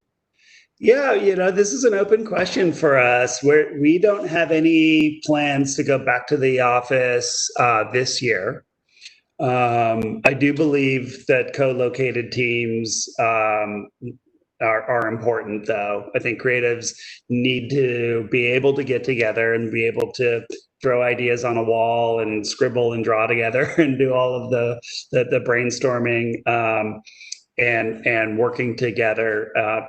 But there's going to be a different version of that in the future, and it will include a lot more remote workers. Clorox is a culture that has long embraced remote workers, so it's been easy for us to kind of pivot in that direction. So we're just learning right now. We don't have an answer. I think my dream state, though, is some version of an ability to get together when you need to, but not a requirement that you have to be at a desk in an office under fluorescent lights with all of that. So yeah, more to come. We're not going to really tackle it though until sometime next year. Alyssa, any thoughts for yourself on remote work and plans? Yeah, I mean, kind of same. We're taking it day by day. We're open for voluntary people to come back to the office if they need to and they want to and they work better that way. I think it is a moment to reflect and think about the future and how things might change. But in general, as a company, we do believe the co-location produces better output, both from the agents, the Draftline side, the kind of Anheuser-Busch side, and ultimately, we do have a lot of employees who are on the front lines, who are in breweries, who are not ever going to be able to work remotely and have braved through it this entire time. So I know leadership has to think about all our whole kind of company as one, and so thinking about where we can be more flexible while also being fair. Mm-hmm. Excellent. Well, all right. I'm seeing Maureen in the backdrop here. Do we have time for one more? Yeah, go for it. We've got one more. All right, excellent. And this is, well, it can be for both of you. Alyssa, we'll start with you. How do you decide on whether your internal team should create the work or if you should use an external agency? And is there a process for that or is it case by case? Yeah, absolutely. So our general process is that we use a project management tool. We have a brief template. So teams brief work into us. We have pods that are dedicated to specific brand teams with a strategist, project manager, some designers, and a copywriter. And so the work comes in to our team. So at that point, the brand has already decided that they're choosing to have the work executed by your in-house team. That being said, if it's something that requires a huge shoot and a large production, our production team will go and hire out directors and a production company and other partners there. We also, we don't do experiential in-house, unlike Shane's team. So if a brief comes into us and with a, prompt to get a big idea back, we can definitely create a lot of pieces of that big idea, but then we might have to tap partners for an experiential component of like a stunt or something or an event, or, potential sponsorship. So we do plug in a lot of different partners in that way, but typically, by the time that it gets to us, like we're leading the effort. Nice. How about yourself, Shane? Yeah, pretty similar. I think there's kind of two forks in that decision tree, whether to go in-house or external. And the first one is our internal clients. The brand managers make a decision whether or not they want to give us a certain project or have an agency do it, right? So it starts there. When we do get a project, we plan on doing it, but there are times when the scale is such, or we're just tapped out in work capacity, and we can't bring in the resources to do it. So we'll bring in some agency partners that we work with directly. Those can be production companies, they can be smaller agencies, typically who specialize in something like website design. Is one we're working with right now. So when we do that, those scopes are with us. They're with Electra, and we manage that work. They're like an extension of our team. So it can happen a number of ways. As far as like, is there a process for that? Not so much. It's more case by case, and it's all handled at a leadership level. All right. Well, thank you both so much for spending some time and sharing your insights in housing. And I'll pass it back to Maureen. Great. Thank you again. Thanks to both of you for taking the time to share your expertise and insights with everybody. You provided some really fascinating stuff, and I look forward to hearing more from both of you in the future. And thank you to Eli for facilitating two great discussions with these first two sessions. We still have two more amazing sessions today, so make sure you can share. So please make sure you share today's link with friends and colleagues. For our next fireside chat, we're joined by John Marshall, the head of North American Digital for HP. John is leading North American digital activation at HP, and as part of the Global Media Insights and Analytics team, he oversees all aspects of HP's North American in-house media team. Over the past 5 years at HP, he's helped establish an HP-owned advertising stack, an in-house media agency, as well as a custom ad viewability standard. Prior to joining HP, he worked for Razorfish, overseeing their U.S. advertising services group. This session will be moderated by Gretchen Bobroff, Senior Sales Director of Brand Partnerships at Magnite. Welcome to the stage, John and Gretchen. Hi, Maureen. How are you? I'm great. How are you?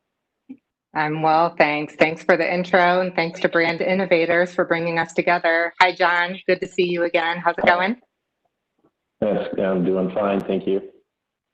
Good. And hello to everyone who has joined.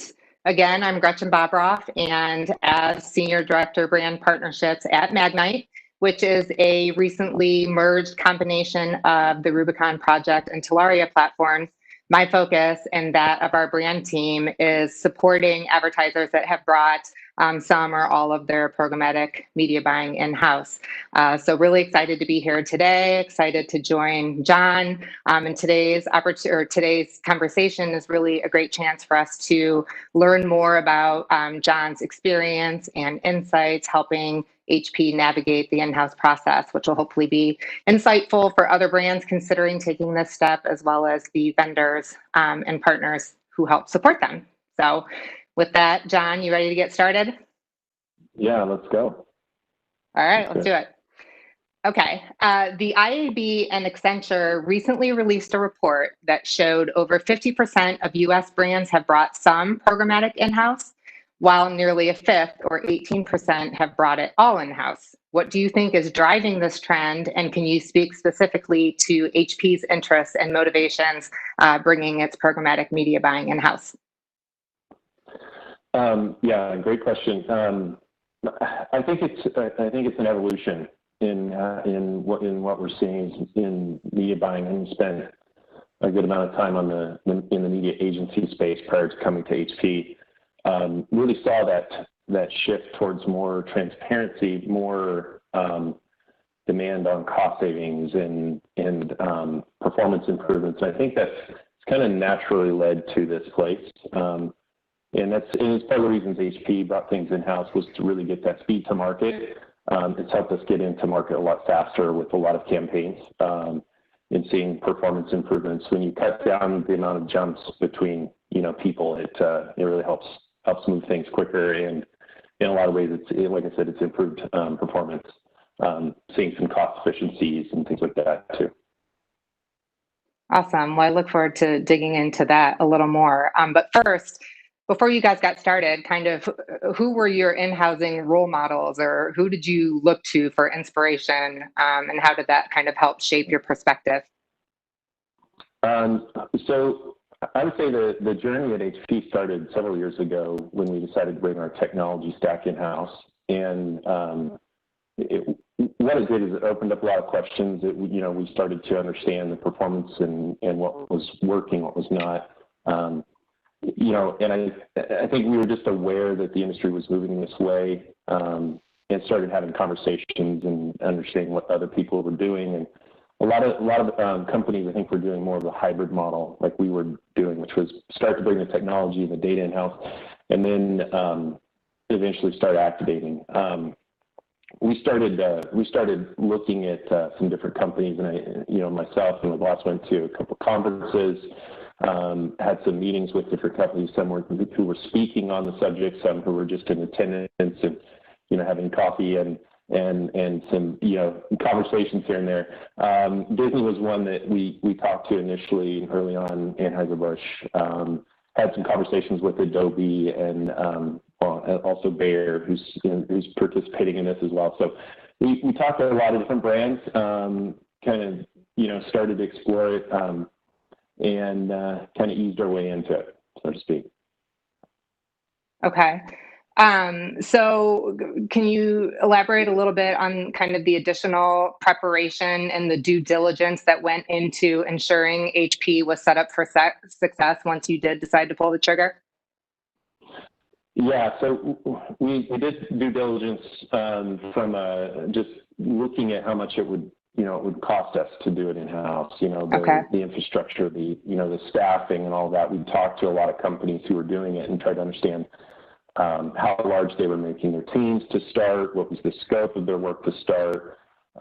We tried to get our, a good foundation in place so that we knew what it was going to take. And the folks like myself and others who were at the early stage of this all had worked on the agency side and were familiar with, just the ins and outs of contracts and, paying invoices and things like that would be, more operational, also how to set up ad accounts and platform accounts. And so it was, I would say that we were really trying to make sure we did it right. So we started small and had a lot of conversations around like, what did it take to kind of get it off the ground? And there were a lot of brands who were very helpful on that with us and shared their mistakes and what were successes for them. I'm sure no one really expects this to be an overnight process, but just to manage expectations, how long did it take for HP from the time you decided until you launched your first programmatic campaign? Yeah, it took us about 3 years to get our ad stack and kind of the data and data science team in place and starting to build some capabilities in practice. That was a few years in the works. And then once we got the green light from our CMO to move forward to activation in market was just right around a year, maybe a little under that. But we had already had a lot of the tech contracts in place, and I know from talking to some brands that was what held them up quite a bit, was just getting the operations and some of the platform things set up. We had that in place, but it was about figuring out how we were going to pay invoices and those kinds of things that we wanted to make sure we didn't miss a beat, and had a lot of conversations. We're a large company, and there's a lot of people that had to weigh in and were involved in this process. So it took us a little bit longer than maybe some companies might be able to go quicker, but it was about a year, to be honest. From green light to getting people hired, getting things fully on rails and start activating. What were some of the challenges that you experienced along the way? Maybe some that took you by surprise, and kind of how did you adjust, and how can other people learn from them? Just as I mentioned, some of the things that took more conversations were around the finances, how we're going to, just set up accounts and budgets and moving money internally. It was just a change because we were used to working with an external agency. So there's operational changes, opening up a PO, figuring out how we're going to, check invoices and pay them. Payment terms vary in the media industry from typical, software agreements and things of that nature. So just working through all of those mechanics, it took a while, and those were things that I think were, some of the obstacles we had. Figuring out how to, get the right, the right staffing in place, just working with our recruiters to kind of help them understand what we're looking for, from a talent standpoint. It means it's, you're hiring a different skill set when you start activating in-house versus what HP would have normally hired. So right. Those are some of the challenges. Well, let's talk a little bit more about that then, and your team and your thoughts on the importance of recruiting and finding the right talent with the right skill set, and kind of how you approached that. Yeah. Again, I think we had a lot of conversations with different brands, and it was one of our concerns going in is, were we going to be able to find the talent and get them to, come to work at HP? And, when talking to other brands, they weren't struggling with that at all. And we were surprised, and we're like, okay, well, maybe that's going to happen for us. And so we decided to place the team in San Diego, California, and very desirable location. Nice place. And yes, and so we actually had really no trouble at all finding talent and getting people there. We did, majority is co-located there. But it was, we started small. We made sure we started with the leads and kind of the core team. As we started activating, we built as we grew, right? As we took on more lines of business, we grew the team. So it wasn't trying to hire everybody all at once and only doing one or two campaigns. So it was kind of scaled with the campaigns coming in. You said when we first started prepping for this session, which kind of stuck with me, you talked about don't boil the ocean as one of your rules to live by. So here, when you're talking about starting small, you want to elaborate on that a little bit? Yes. I think the tendency would be to, get everything and get it going right away and do everything and just expect results right away. We saw good results, fairly quickly on the things that we activated on. But, and that can come in the form of just time to market, getting in market in a fraction of the time that it would take us normally to go through the agency cycles. And we saw some performance improvements, but, it really came down to, all right, let's take on what we can do well. And so it was making sure that as we were able to staff up, we were able to take on more. And so it was very much a coordinated effort and an agreement with marketing and our agency, who we were, kind of sharing responsibilities with and taking things from them and going back and forth. Some things they were still maintaining, and so there was a lot of I would call it kind of easing into it, and I think that's what it really is it's making sure that you don't bite off more than you can chew, and that you do it well. The advice that I got from some other large brands was start small, start with what you can do well, and prove performance out to the business so that they'll, fund the headcount, that they will get behind the process changes that need to happen. You show results speak for themselves, then it starts to, make sense. so that's the key. I think we started with the U.S. We've branched to Canada. Now we're moving into Europe and Asia, but we're doing it in phases, and it's not all at once. I think those that may try to go global into it all at once is a bit more of a challenge. I think it's doing it well is important. So do it at the pace you can do it well. And that'll be different by every company. Right.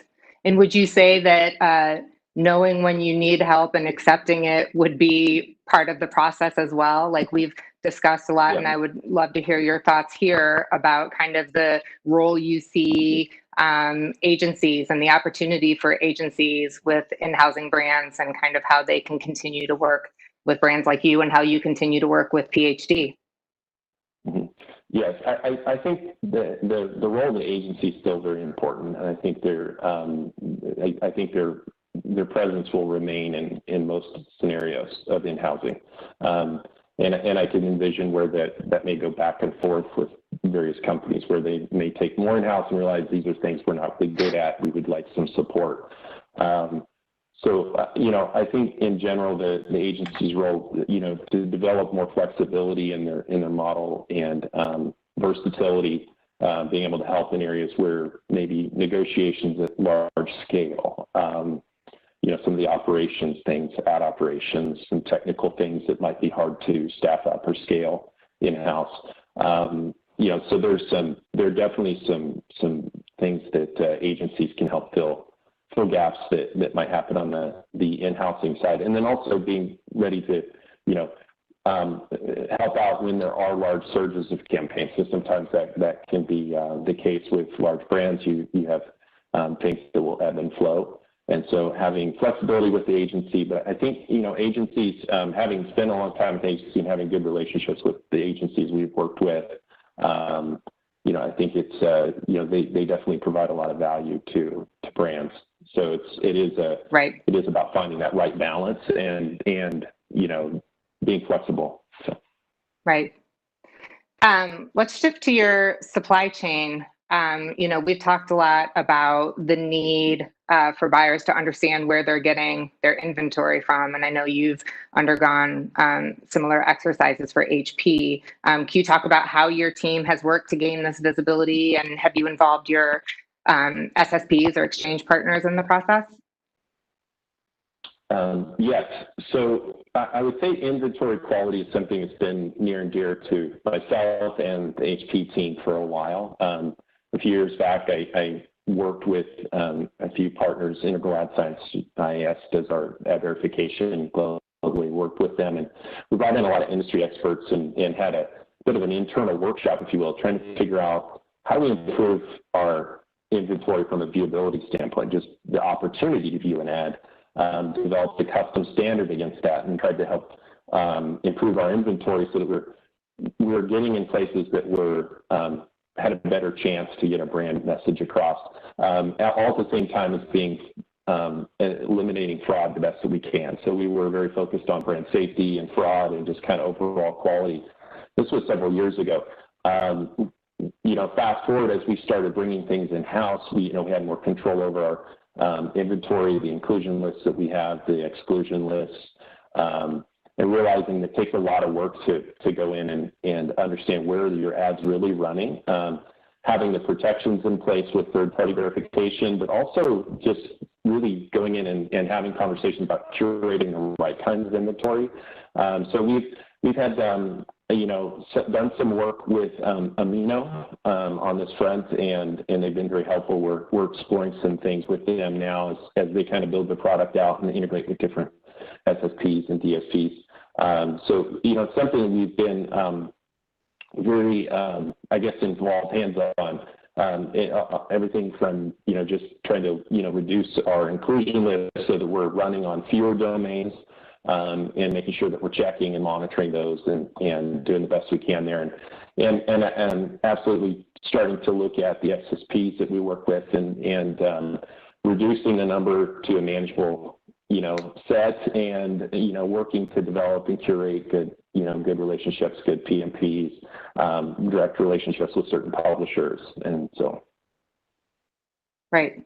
Great. Yeah, due to, I mean, everything that you just described, as well as, you know, the rise of header bidding, which resulted in, you know, the loss of exclusivity, this led us to develop an SPO playbook. And we've actually consulted a lot of our buyers, from brands to agencies to DSPs, on the benefits of consolidation, kind of what you just said, following a philosophy of less is more, which, you know, allows for deeper collaboration and the ability to extract more value, you know, when you're working with a few key supply partners. But that being said, also, like what you just said, the first step of supply path optimization for buyers is definitely, you know, knowing where you're accessing inventory. And we've seen this be sometimes an eye-opening exercise, you know, for our buyers. How is HP thinking about SPO in general, and how does like this inventory cleanup exercise kind of fit into that? Yeah, so I think, you know, we're, like I said, we've been exploring some work with Amino and IES, and they're starting to work together and try to take a look at that supply path that we have, and also just in having conversations with different SSPs and whatnot, and also going, you know, setting up, you know, direct deals with publishers, doing deal IDs where we know where the inventory is coming from. I think it's just minimizing the number of jumps. I think, you know, with the kind of erosion of the fidelity, I guess, of cookies and what that brings, and the idea of being, you know, able to be one-to-one addressable in the cookie space is really, you know, it's a struggle at this point. It's starting to get less, you know, less effective, and so. You know, I think it's minimizing the number of jumps that you have to make, that you're you know, kind of cutting out some of the you know, the unnecessary gaps. And I think that's, you know, as we start thinking about optimizing supply path, that it really is making sure that we're getting good inventory, we're getting a fair price for that inventory, that we're minimizing the unnecessary reselling that may, you know, we might get that inventory either direct or, you know, in a more direct fashion. So looking at that, you know, realizing that it's not a race to the bottom in price. I think it's a race to a fair price and quality, and making sure that, you know, there's good transparency and accountability there. Yeah. You know, speaking of transparency, and you've kind of touched on it, I know you're working with Amino. You know, obviously we're seeing a lot of buyers push for more granular visibility into their supply chain. So like fees taken out along the way, directness of inventory, which you just kind of touched on. Are you taking advantage of such data via log files or anything outside of Amino? And how are you, if so, how are you using those insights to kind of alter your buying or bidding behavior? We are just getting started on that process, Gretchen, and so I would say it's fairly new. We know what we would like to do, and we've started sampling in it. We've seen some, you know, some data through the process and working with Amino, and you know, I think it's a matter of having the capability in house. So we've got to. You know, we're starting to stand up those capabilities internally, be able to analyze the data, ingest it, and analyze it, and so and then take action. But yeah, right now I would say it's classified as a bit more, you know, high level in you know, working through our domain lists and doing it a little bit more manually at this point. But I think we're definitely going down that path. Okay, so you're kind of hinting at maybe things in the future for HP. Do you want to talk a little bit about how you want to build on the success here and what the evolution looks like for you? What's next? You know, I think for us, it really is about making sure we have that, as we are on this topic of supply, it really is, you know, making sure we have the right supply partners, we have the right, you know, pipes in place from a bidding and DSP, on the DSP front, just ensuring we have the kind of a little bit of future proofing there, as, you know, we kind of plan ahead for the cookie apocalypse, and making sure that we have, you know, access to good inventory, access to good and actionable data that's privacy friendly, and then ultimately scaling up to grow globally and take, you know, our in-house into, you know, all the markets that we cover. So it's kind of that, you know, kind of sequential step. It's we're definitely seeing more and more inventory become available programmatically, and that's exciting. And it also comes with some challenges in measurement and with just being able to compare apples to oranges when it comes to how it was bought versus how it will be bought, how we're going to measure that, especially if cookies are unstable and there's this uncertainty about where what's going to replace it. So it's exciting, but we're expecting that like I said, everything that will be bought, will probably be bought programmatically. So just kind of preparing for that. So yeah. This is also one area that really excites us. We really feel like there's an opportunity for exchanges to help you here and play a valuable role, and for other in-house brands, whether that's, curating the audiences and inventory that are most meaningful for you, particularly, as we look at the demise of the cookie and delivering tools that make your media work harder and aligning roadmaps. So we feel like there's real promise here, and we're excited about the opportunity and encourage even more brands to lean into this type of collaboration. So I'm encouraged to hear you see the opportunity there as well. You touched on measurement, and I know we've discussed previously building out an ads data hub. Can you tell us a little bit more about that? Yeah, so on that front, I think it really is about getting it, future-proofing, or preparing for the future of, either a cookieless world or a reduced capability in that space. So we don't know for sure what it's going to look like. What we do know is that there are people like Google who are building out safe havens like Ads Data Hub, and then Amazon has their Amazon Marketing Cloud. We're sampling and starting to work in those kind of safe haven spaces to understand the capability, what's there, as it's early and it's in alpha or beta stage. I think it's really important that brands get ahead of that and start learning what they can learn and understand what they can do with it and what the limitations are before the cookie completely crumbles. And so those are things that we're actively, pursuing right now and getting going. And I think there are a lot of brands are as well. I think I just encourage, by the brands and the in-housing. I think it's going to be a part of the ecosystem. Like I said, I don't know for sure how it's going to all play out. Then it's a matter of kind of, preparing for what it could be and likely will be. I envision Google will continue down this Ads Data Hub path. So we need to be able to work with that. So we're learning as we can. Right. I was going to see, Maureen, are there, I want to leave time for questions. Can you confirm whether you're seeing any come in before I keep going with John?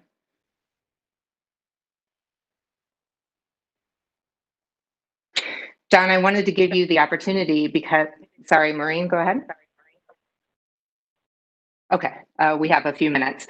John, I wanted to take some time because I know we've discussed it in a lot of detail, and I feel like HP is being very proactive and sensitive to what's going on in the current climate. And I wanted to see if you wanted to elaborate on kind of as it relates back to your inventory strategy and your curation needs, kind of taking into account, adding minority related inventory to your inclusion list and what that means to you.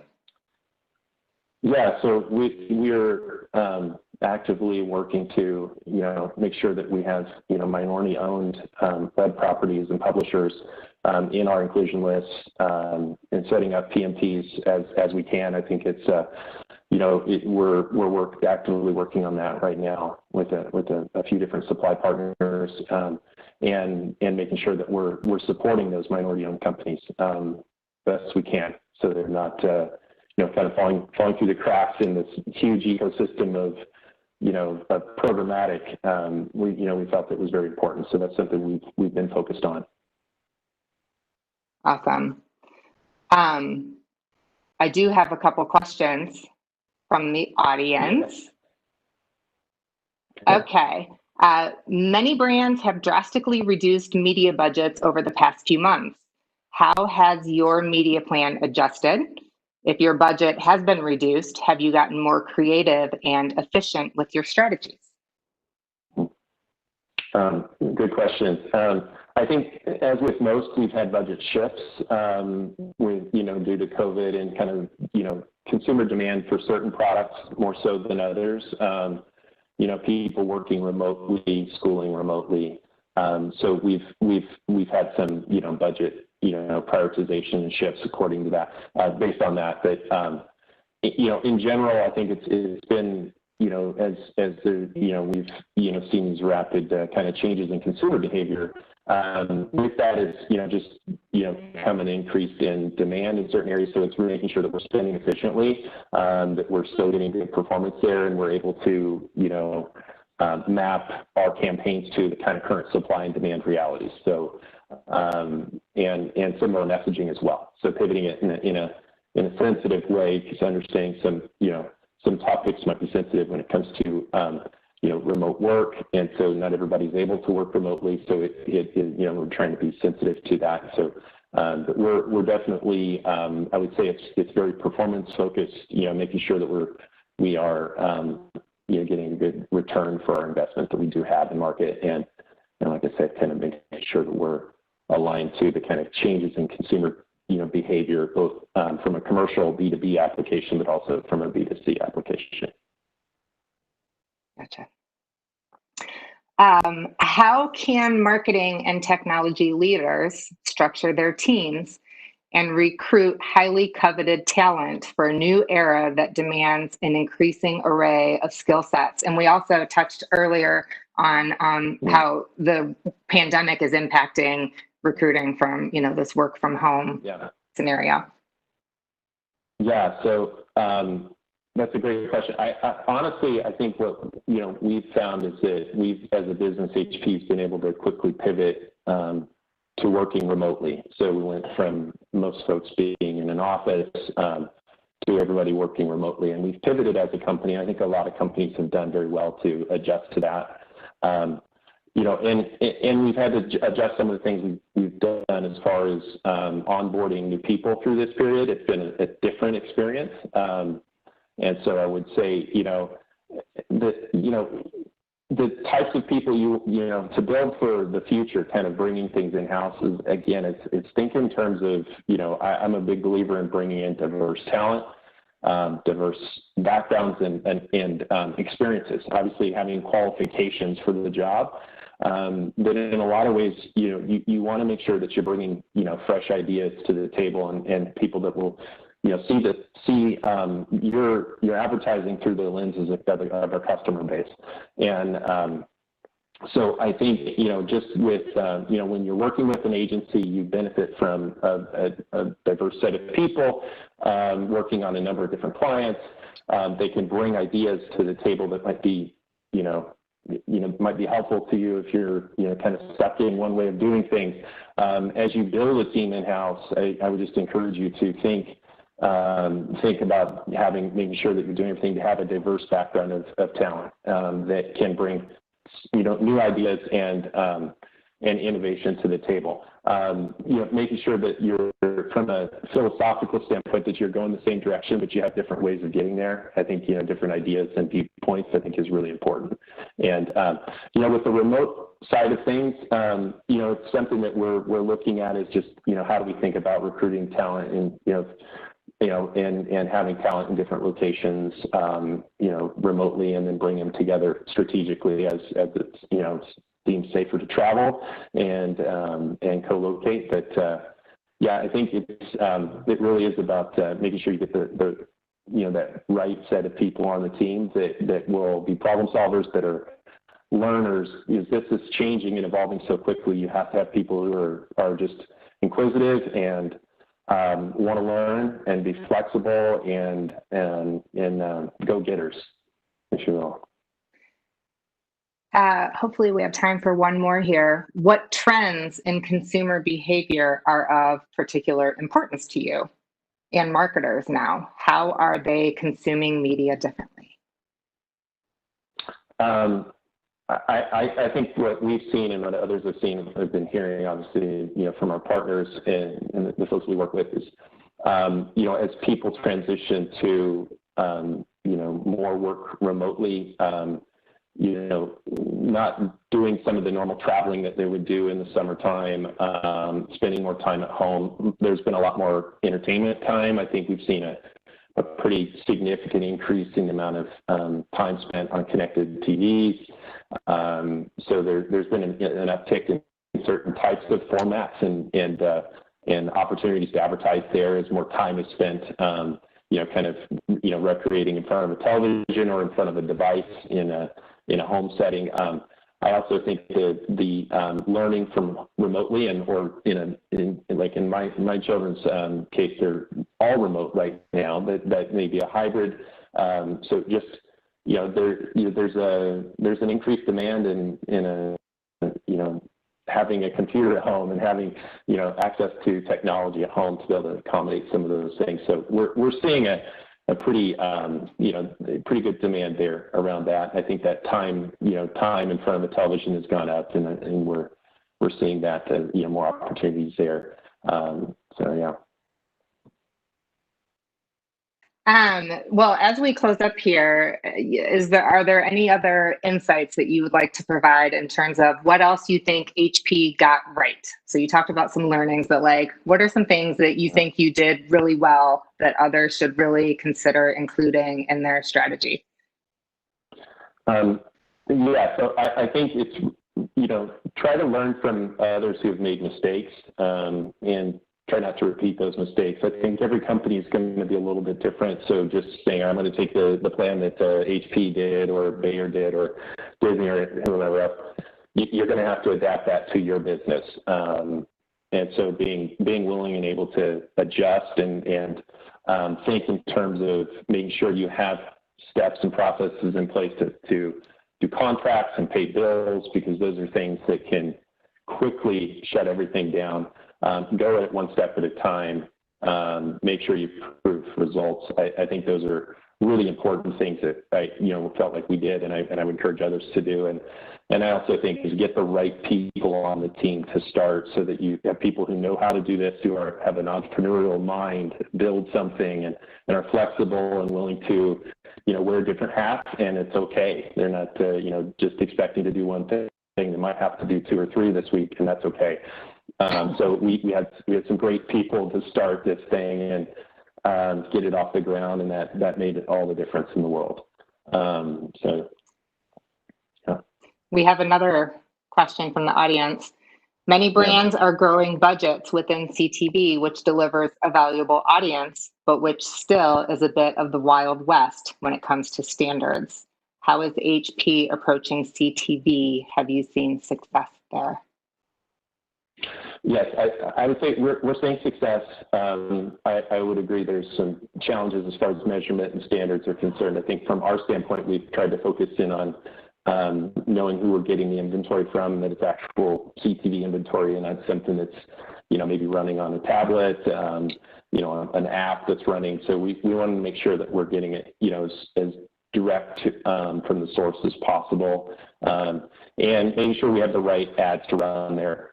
Just taking an ad that's made for, you know, your phone or something of that nature and running it there may not be the right fit. So yes, I would say, you know, we're seeing a lot of growth there. So I think this would put it, go into it with you know, knowing where it's coming from and who the audience, you know, is, and that's where we've tried to focus in and making sure we're hitting our target audience, that we're buying it from a source that we know where it's going to be running, and you know, measuring it the best we can as data is available.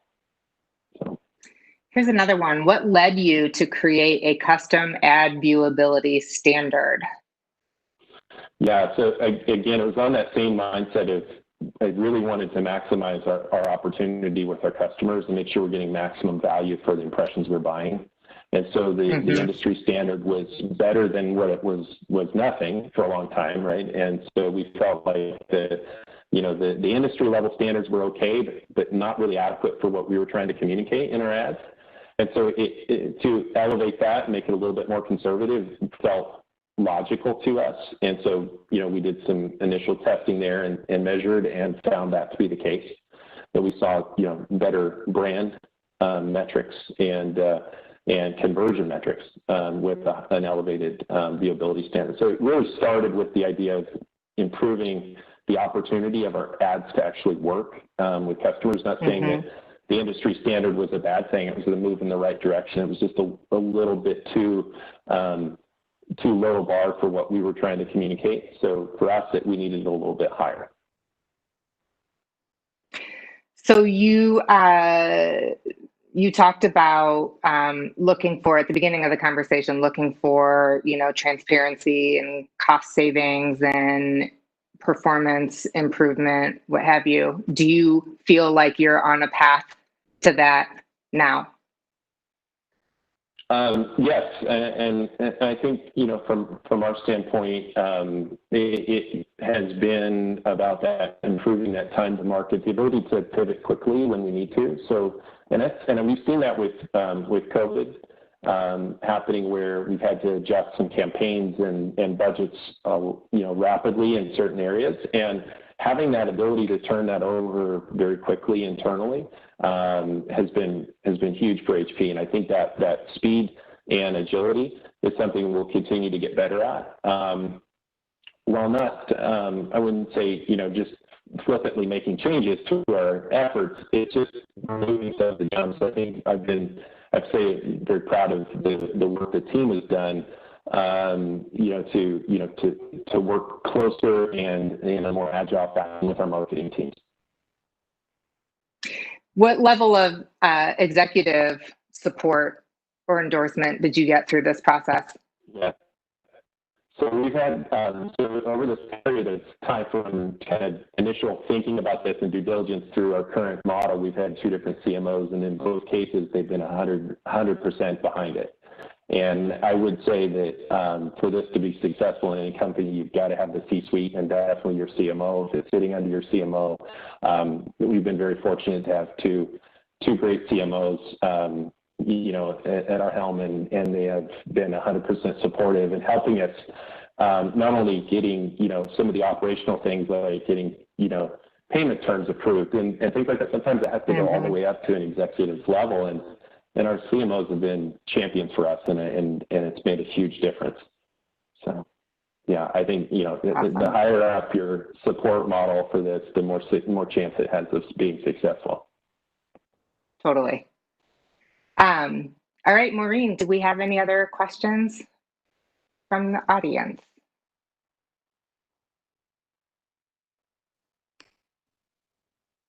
Hi.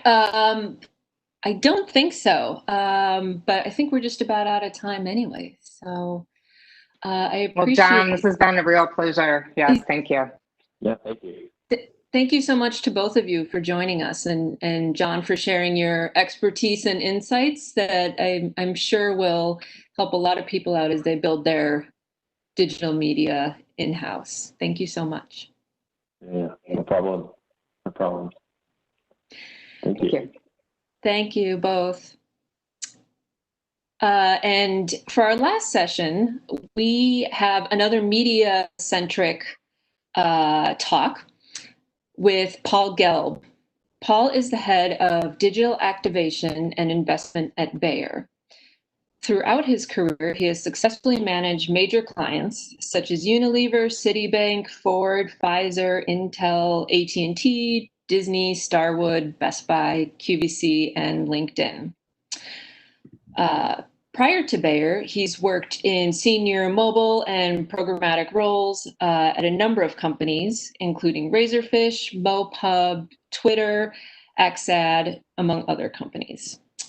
This session will be moderated by Mark Balabanian, the Senior VP of Sales at Magnite. Welcome to the stage, Paul and Mark. I will hand it over to you. Thank you for having me, for the opportunity to join this event. Hello, everybody. Can you hear me okay? I'm having a little technical difficulties. Paul, are you able to hear me? I can hear you. All right. Great. So excited to spend this time with Paul. I'm going to just quickly introduce myself and Magnite. I know we were on with Gretchen, so you probably already got an update from her. But I'll just go quickly here. So I'm Mark Balabanian. I work at Magnite, which was formed from the merger of the Rubicon Project and Telaria. Magnite is the world's largest independent sell-side platform, covering every channel, every format, every device, and is really a leading alternative to walled gardens because we're unconflicted. We don't own any media. We don't operate a demand-side platform. We're purely on the sell-side platform. Now, with my teams, we develop partnerships with demand-side platforms. That's one of my roles, but also with brands. And though Magnite is a sell-side platform, we do not only serve the interests of publishers. On the contrary, we have learned and proven that by creating value for buyers, that actually grows demand for programmatic digital media, and that benefits publishers. So we really invest a lot in technology, tools, service, and transparency for buyers. And we're working collaboratively with many brands that have in-house their programmatic strategy and their execution even, because those brands especially have discovered that through the optimization of their supply paths, we can materially help them to impact their ROI. So with that said, I am thrilled to be speaking with one of the leaders in the in-housing movement, Mr. Paul Gelb of Bayer. And Paul, it is great to see you, my friend.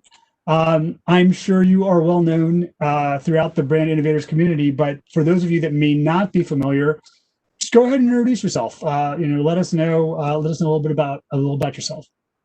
Sure. So there was a long intro at the beginning, some of which that was true, but I appreciate the praise. But right now, I can tell you that I've been leading the in-housing effort at Bayer in terms of activation, all of our ad buying, our investment with our key platforms and partnerships, as well as what we call marketplace analytics. So all of our analysis of inventory, audiences, creative ad format that informs our whole roadmap and testing plan moving forward. So all three of those functions as we brought our digital operations in-house.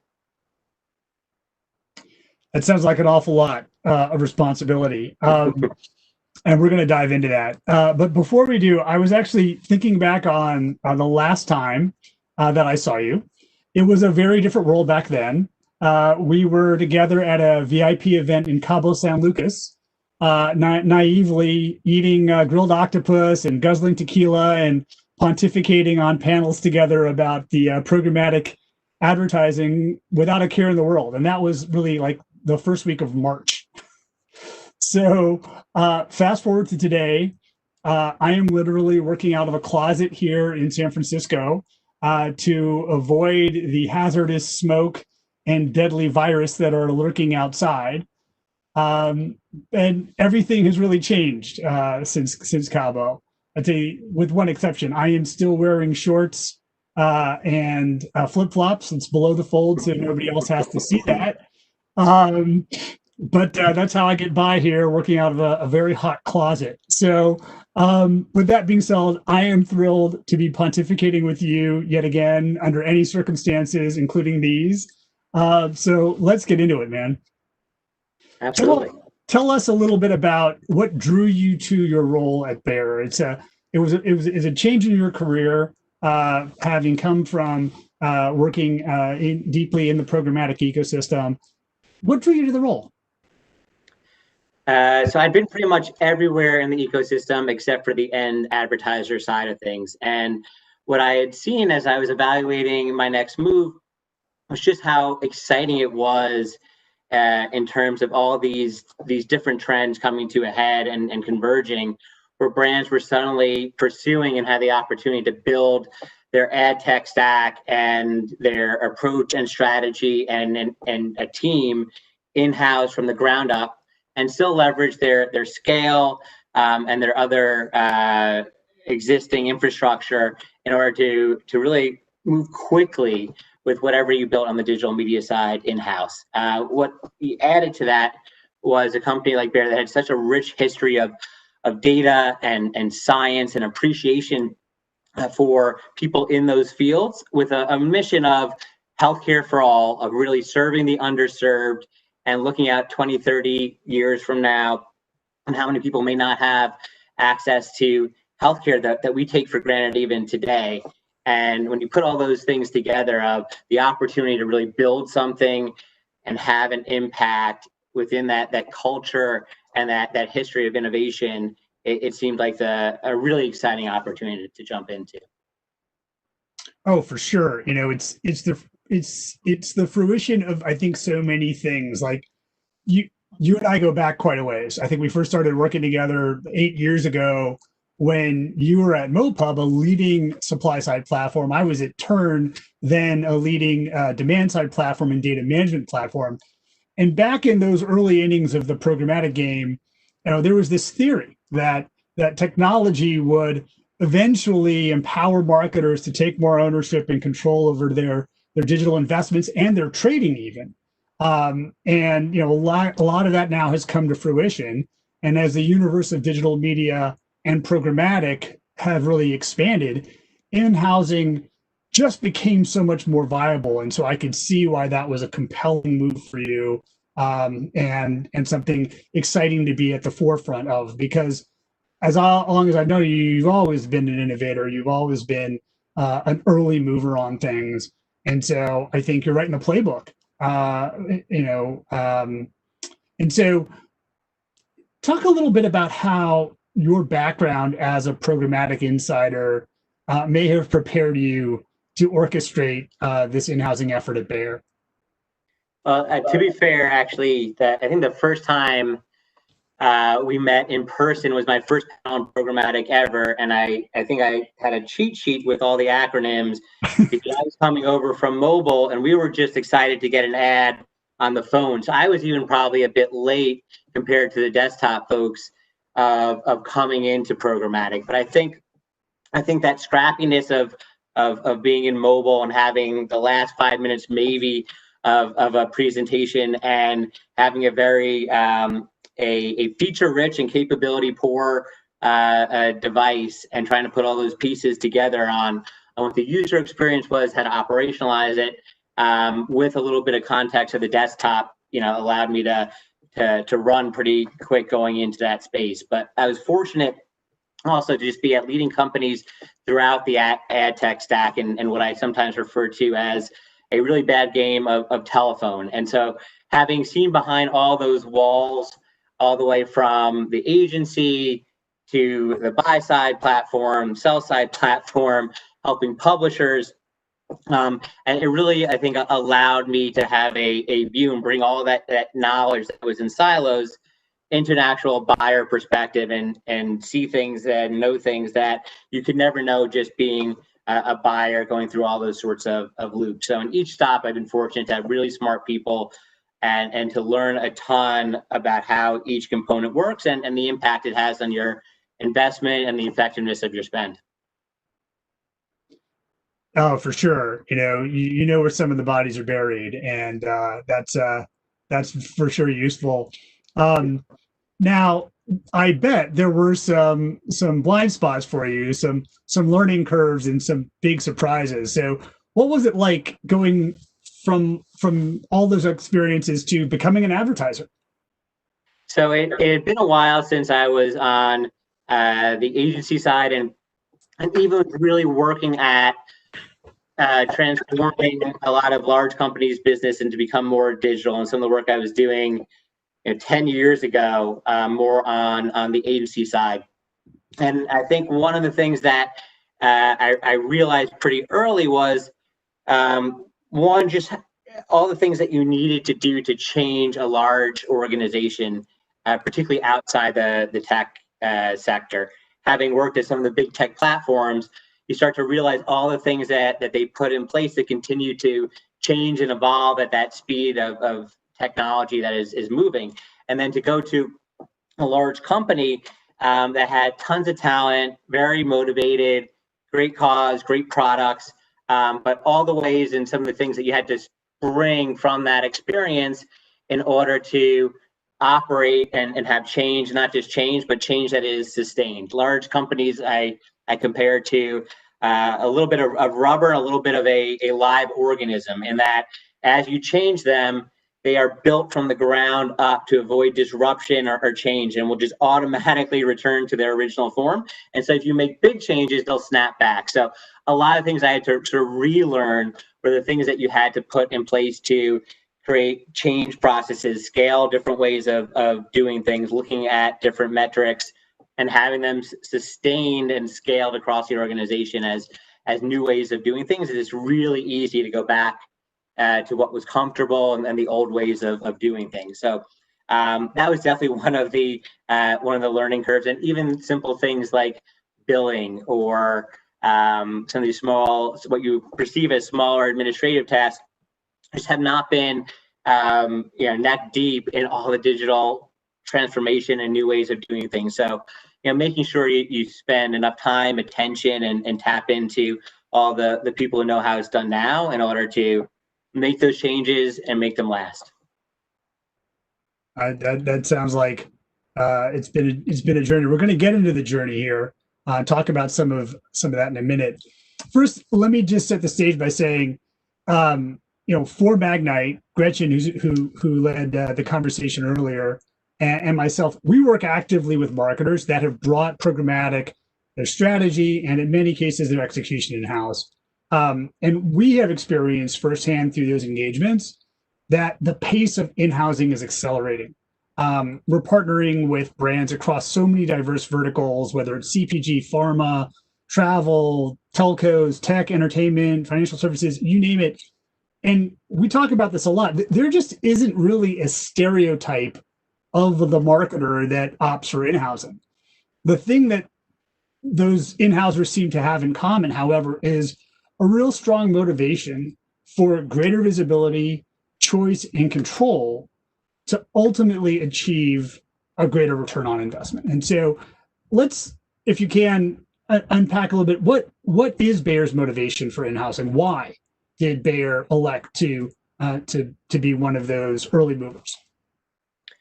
From the top down and the bottom up, there is a cultural imperative for marketing excellence and to be best in class. And so this was just one of the many things that leadership has leaned into doing and to deliver on that, to be faster, better, and more efficient in everything that we do. And the closeness that you have from this increasingly important function or area of running a business today, to the brand, the business, to our retail customers, to our insights team that know our customers inside and out, and not having those silos or divisions from being an external company, it just really allows you to improve against those metrics that get you to operational and marketing excellence and really unprecedented outcomes and performance. If you don't have those hurdles, you can start to move a lot faster,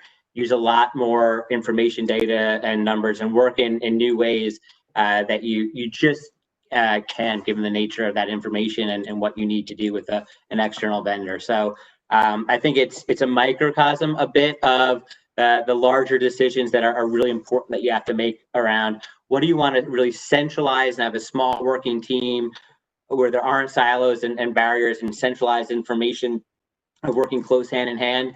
And then when and how do you want to extend that to other business groups and other business teams and have more of a diversified model. And so the same thing is with our partners and our vendors and our agencies versus what we do in-house, as well as what we do from a centralized structure in Bayer versus what we sort of diversify across different functions and say, we set you up with guardrails, process, guidelines, and we're going to decentralize this sort of work. So I think it's up to every business to what they can do better and feel like they can handle in-house, and what makes more sense to decentralize and outsource or have someone else do. But for us, the activation part and reporting and measurement were definitely key components that we thought made sense for us to do in-house. Got it. So let's talk about the journey. Talk about, kind of the major milestones and moves that you've made. Walk us through the progression. It's been almost a couple years now. Let's let's unfold that for the group. I'm sure there's a lot of interest. Yeah, I mean, thanks to the leadership and the culture that we have at Bayer, it really did feel like almost a startup entrepreneurial endeavor where we were building from a handful of people, getting past the way of just this is the way that it has been done and has always been done, and really having a blank slate, being data driven, data led in terms of how we want to do things, what we wanted to do. And really a robust test and learn approach, and that sort of exploratory, almost like a product market fit. If you're starting a startup today, of exactly figuring out your strategy, your approach, and what works and what you want to do different than what many of the big guys were doing today, because it was a better way of doing things now. And then it moved on from how do we scale this? How do we invest more in it? What are the gaps and capabilities that we need to put in place? What resources do we need over the next year, 2 years, et cetera? And really, how big is this sort of opportunity, and where can we go with it? And fleshing out all those sorts of scenarios. Once we had our core set, was sort of phase 2. The phases past that are a bit of a blur because we've been moving so fast. I think we did those initial stages fairly well and in a very centralized, coordinated way. That allowed us to really run quickly. And of course, however fast we were running, we almost got a jetpack put on our back around 6 or 7 months ago when COVID hit, and just the imperative for self-care and our mission became that much stronger. And so the adoption and the speed in which trends were happening everywhere we turned was just happening faster. So suddenly everything that we thought we were already doing faster than we could even imagine, we wound up going up another speed level or two while doing that remotely. And so, but I'm really could not be more proud of the team and the people we brought in place, given COVID and being remote and the uncertainty around school and just how flexible we've all been with timelines to actually even speed up despite all the potential disruption and hurdles and how you could execute that we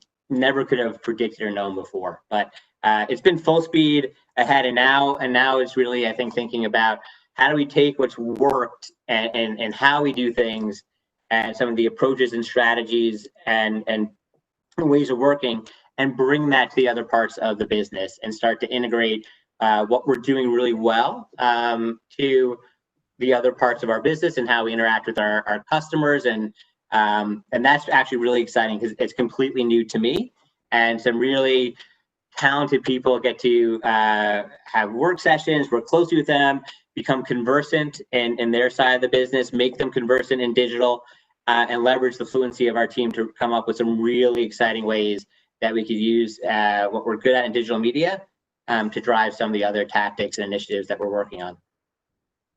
Well, you spoke a bit about how, things just accelerated because of the issues and things happening this year. I mean, it's been an eventful year, and we're not even, we've got another whole quarter to go. There's just been so many forces disrupting the status quo for both marketers and consumers, right? On top of the pandemic with social distancing and distance learning, we've got consumers and marketers that are being confronted with major issues, racial injustice, right? Climate change, the impact we're seeing it here up and down the West Coast is just on fire. So behaviors and priorities and budgets are changing for sure. And do you feel like being in-house has allowed you to maybe have an advantage in this changing environment due to the greater visibility, nimbleness, and control you might have? Nimbleness for sure. I think anyone who's operated in a vertical where there's been an acceleration of e-commerce and shifting of channels and where consumers are shopping and how they're shopping, would say that nimbleness and the speed in which you can execute is a tremendous advantage in this environment. What I would say is just some of the ways of working that we had put in place, hiring a lot of people that came from tech companies and startups, and bringing what I learned not only at those companies, but based off of people I worked for and mentors, reading everything that Andy Grove had said on how to be an effective executive and operate effectively as a team, despite various unknowns in a changing environment.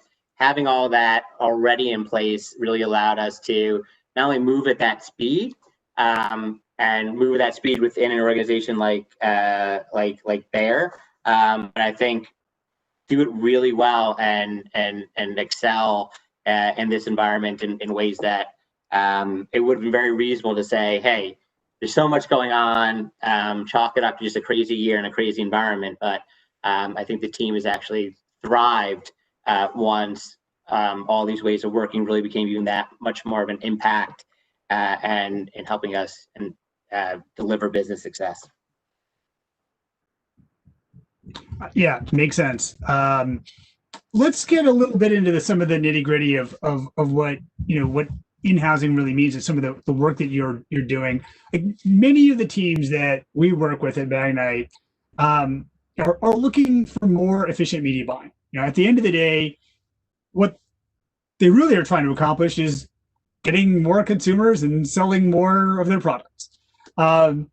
And the in-house team at Bayer has done a tremendous job utilizing programmatic tools and really honing in on the KPIs to drive results. Can you talk a bit about how programmatic strategies and the various KPIs that you care for translate into sales results, and how has that success empowered your in-housing initiative? Sure. Well, I mean, the key ways of working and what we brought from a lot of our tech platform and startup backgrounds was things like OKRs and ways of being accountable and transparent. And you add that sort of intellectual curiosity of the team, and you have a great focus of understanding that there are metrics to say if something worked or not, and there's a ownership of budget in terms of where we're spending money, where we're spending our time and our bandwidth, where you don't have as many situations that I used to experience on the agency side, where you were essentially just checking off boxes and trying to chase the last shiny thing and just be there. I think we saw that just being there is where you can really go awry, and it can be a slippery slope. But if you are very purposeful in how you're spending your dollars, your strategy, and your approach, and you have this philosophy that your intent is to continually to iteratively get better and learn from the last one and improve your performance and understand where the metrics are today that you can actually execute and do that. That's really been key to our success, and a little bit different than I think most marketers or marketing departments look at things. It's a perspective that's more taking manufacturing and operations and bringing it to a service or a marketing type function. And I've seen that be extremely successful at tech giants and some of these startups that have become decacorns and scaled really quickly. And so applying it here, it's same sort of way. And it's allowed us, I think, to tackle each channel as they've integrated that into our in-house operations, to tackle unknowns in certain environments like e-commerce and the COVID environment. So having that KPI structure and that sort of philosophy of how we work, and it's a little bit different than traditional marketing, has paid off here, and really everywhere we turn, I think, has been key to our consistency. So you mentioned just being there isn't always, ideal. So I've got to ask about social, right? Many marketers have been rethinking their social investments. I read in July, Bayer had paused paid media on Facebook.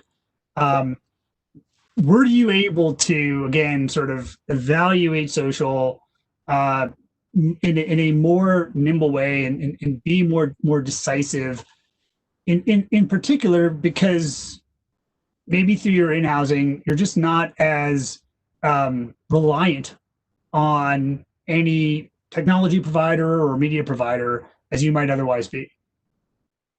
Yeah, I think, there a lot has been said and written, and you could probably Google it, but I'd defer you to what leadership and our comms said about the stance that we took in July. But what I can say is that your partners are extremely important, and they've been key to our success. Who we've decided to really lean in and partner with in terms of the company and the people at those companies that we work with day to day and try and build something. I think there are expectations inherently in how our partners do business, as well as when you're talking about strategic partners, you desperately don't want to be overly reliant on anyone. That's true in any business or any part of what you're doing.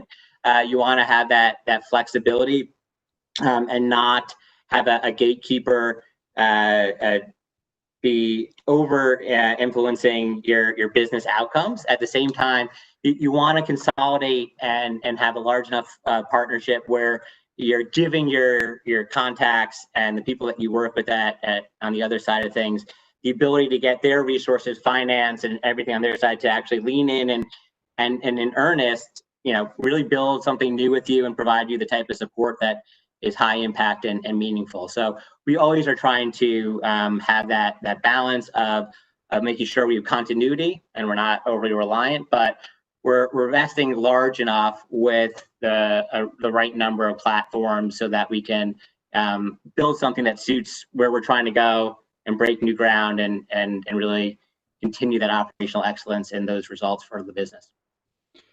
So speaking of partners and working closely with partners, having a more strategic relationship with them, your technology partners are no doubt a critical component of your in-housing initiative. Can you talk a little bit about which functions of your programmatic stack you feel were important for marketers, yourselves included, to kind of own and operate? Why? Own and operate or take on. So, we pretty much wanted to have direct relationships with all the partners and platforms between when we have a plan and start to do a campaign launch to when the ad gets served. Having been in all those places in the ad tech ecosystem, understood the value and potential of upside to what a partnership could be with each of those components. I think we had a unique path to which ones we started to engage with first and scale and the timeline in which we did it and potentially which partners we wound up scaling the most with. But we found that to be an extremely important opportunity to cut down on that bad game of telephone. Having been on even the SSP side and working with publishers, we knew that you didn't want to just deal with your DSP or a data provider. You really wanted to be working with everyone in that tech stack who could help you understand what's going on in that marketplace, how can you achieve your objectives better, and really provide this sort of transparency that everyone is seeking. But if you're not directly talking to those people and having a cadence and a relationship and incentives, you just have data and one view of the world, which I don't think is as useful as what we've seen once we've been working closely with DSPs, data, SSPs, publishers, all the platforms and people that we need to make a successful campaign. So you mentioned working closely with SSPs. Obviously, that's one thing that is near and dear to me.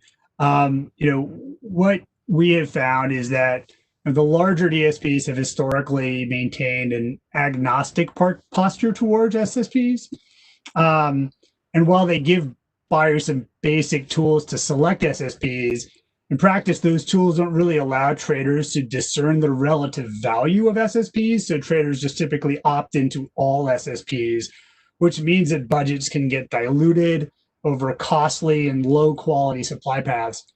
As you and your team have studied the supply chain and worked with SSPs and gotten, again, sort of that game of telephone, you've overcome that. Have you seen that there is differentiation in the SSPs that can materially impact your KPIs? And is that something that you're making more important in your effort? Absolutely. I think we are looking across the SSPs and just the daisy chain flow of how many partners and which partners a ad impression skips along to finally get to us. And so it is a nuanced and complicated environment in which to work in and to understand how to best work with SSPs. Having that experience working at an SSP previously was definitely an advantage into understanding the right path for us. But what I can say is, it's definitely a technical, at least, approach that we took in understanding how DSPs work and how they operate when you have a large number of SSPs.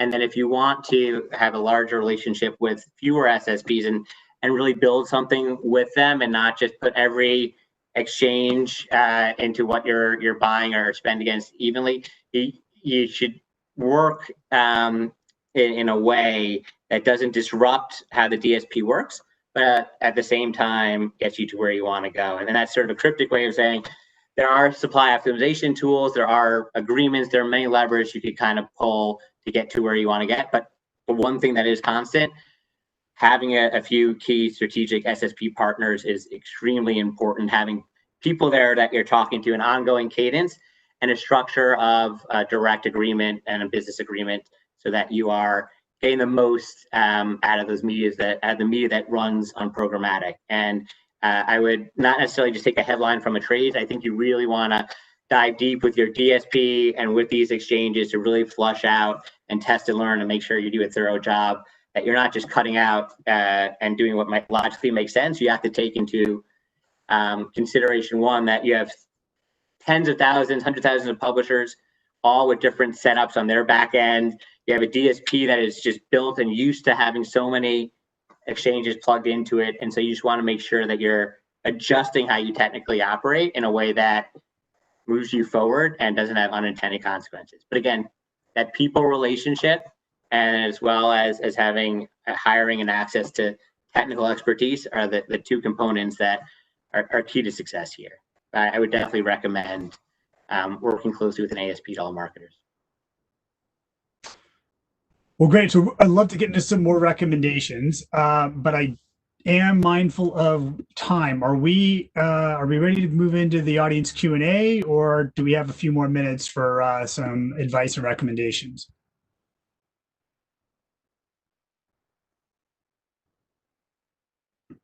All right, well, I'm going to continue then. So Paul, before we get to the audience Q&A, can you share with others in sort of birds of a feather, other marketers that are bringing in-house their buying and their execution? What are some of your main recommendations? I know you shared a bunch of them throughout the course of this conversation, but if you were to kind of say, like, what things you wish you knew when you got started, what would those be? I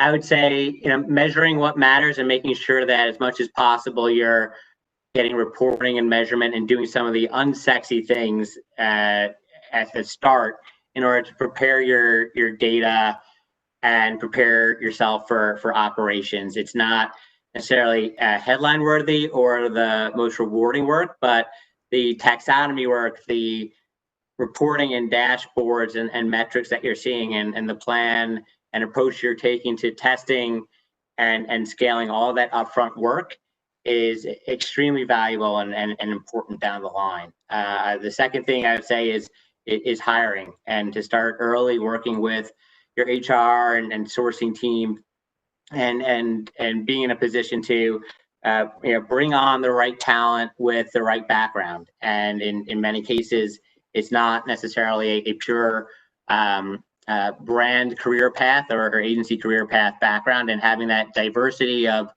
thought and a diverse team to contribute is just the other pillar and key to success. That is not a silver bullet. I worked with this platform or this tactic, or I now have this database, but it is essential, I think, to getting successful, gaining momentum, and sustaining the changes that you've made long term. And as you make those changes, I imagine you start with endorsement from leadership, but then you need to continue to build and cultivate that endorsement through the successes and the wins that you put on the board. Can you talk a little bit about what that experience was like, and how do you recommend that other marketers really, because it's such a big change, right, to bring things in house? How do they really speak to that internally? What we've found is making sure that you spend the time to educate the organization, and not just having the top-down leadership, but really using every additional headcount that you have in order to build and maintain relationships with advocates and people who are really interested in the digital marketing space and are leaning in, and who may have a particular business problem or problem with their brand, and really spend the time to work with them, educate them, and enable them to ask for the funding and resources and support and what they need in digital.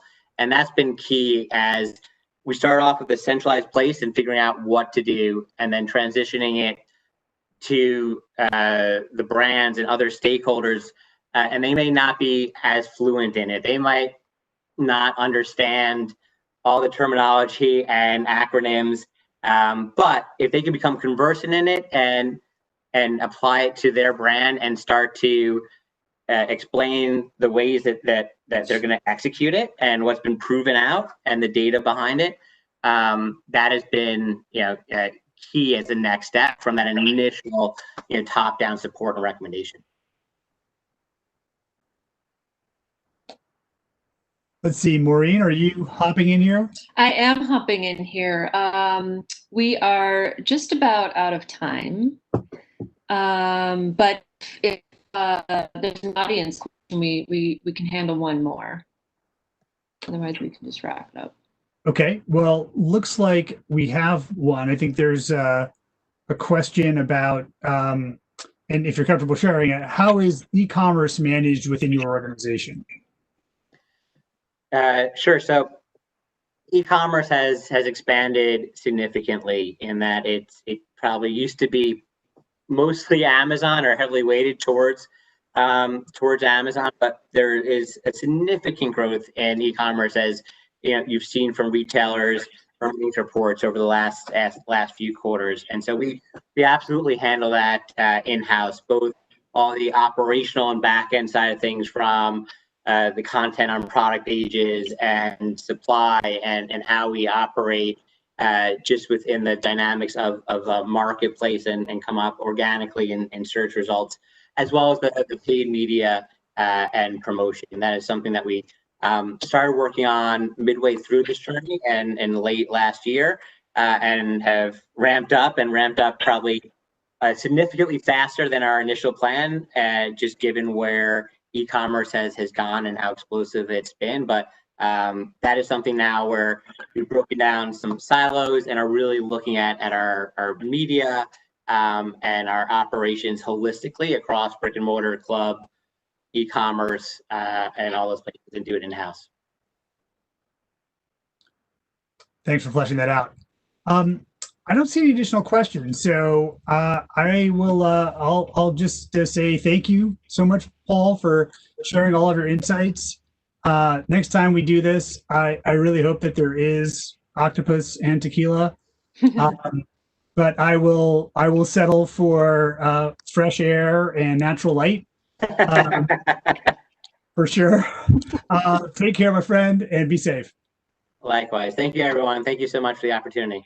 And thank you both, Paul and Mark, for closing out such an amazing day on in-housing. A special thank you to all our speakers for such engaging and insightful conversations today. I know I personally learned a lot from each session. And thanks to these speakers, people who work in creative, strategy, and media roles in-house have been given great insight and tactics that they can bring into practice at their workplaces. As I mentioned at the beginning, today's event will be available on demand. We will send a follow-up email with this information later on once this ends. We hope you will all join us again for our next Brand Innovators livecast tomorrow at 1 p.m. ET for our first ever McAfee Growth Marketing Summit. We'll be joined by marketing leaders from Taco Bell, McAfee, Third Love, Marriott, PepsiCo, and more. Thank you for joining, everyone, and we hope to see you again soon.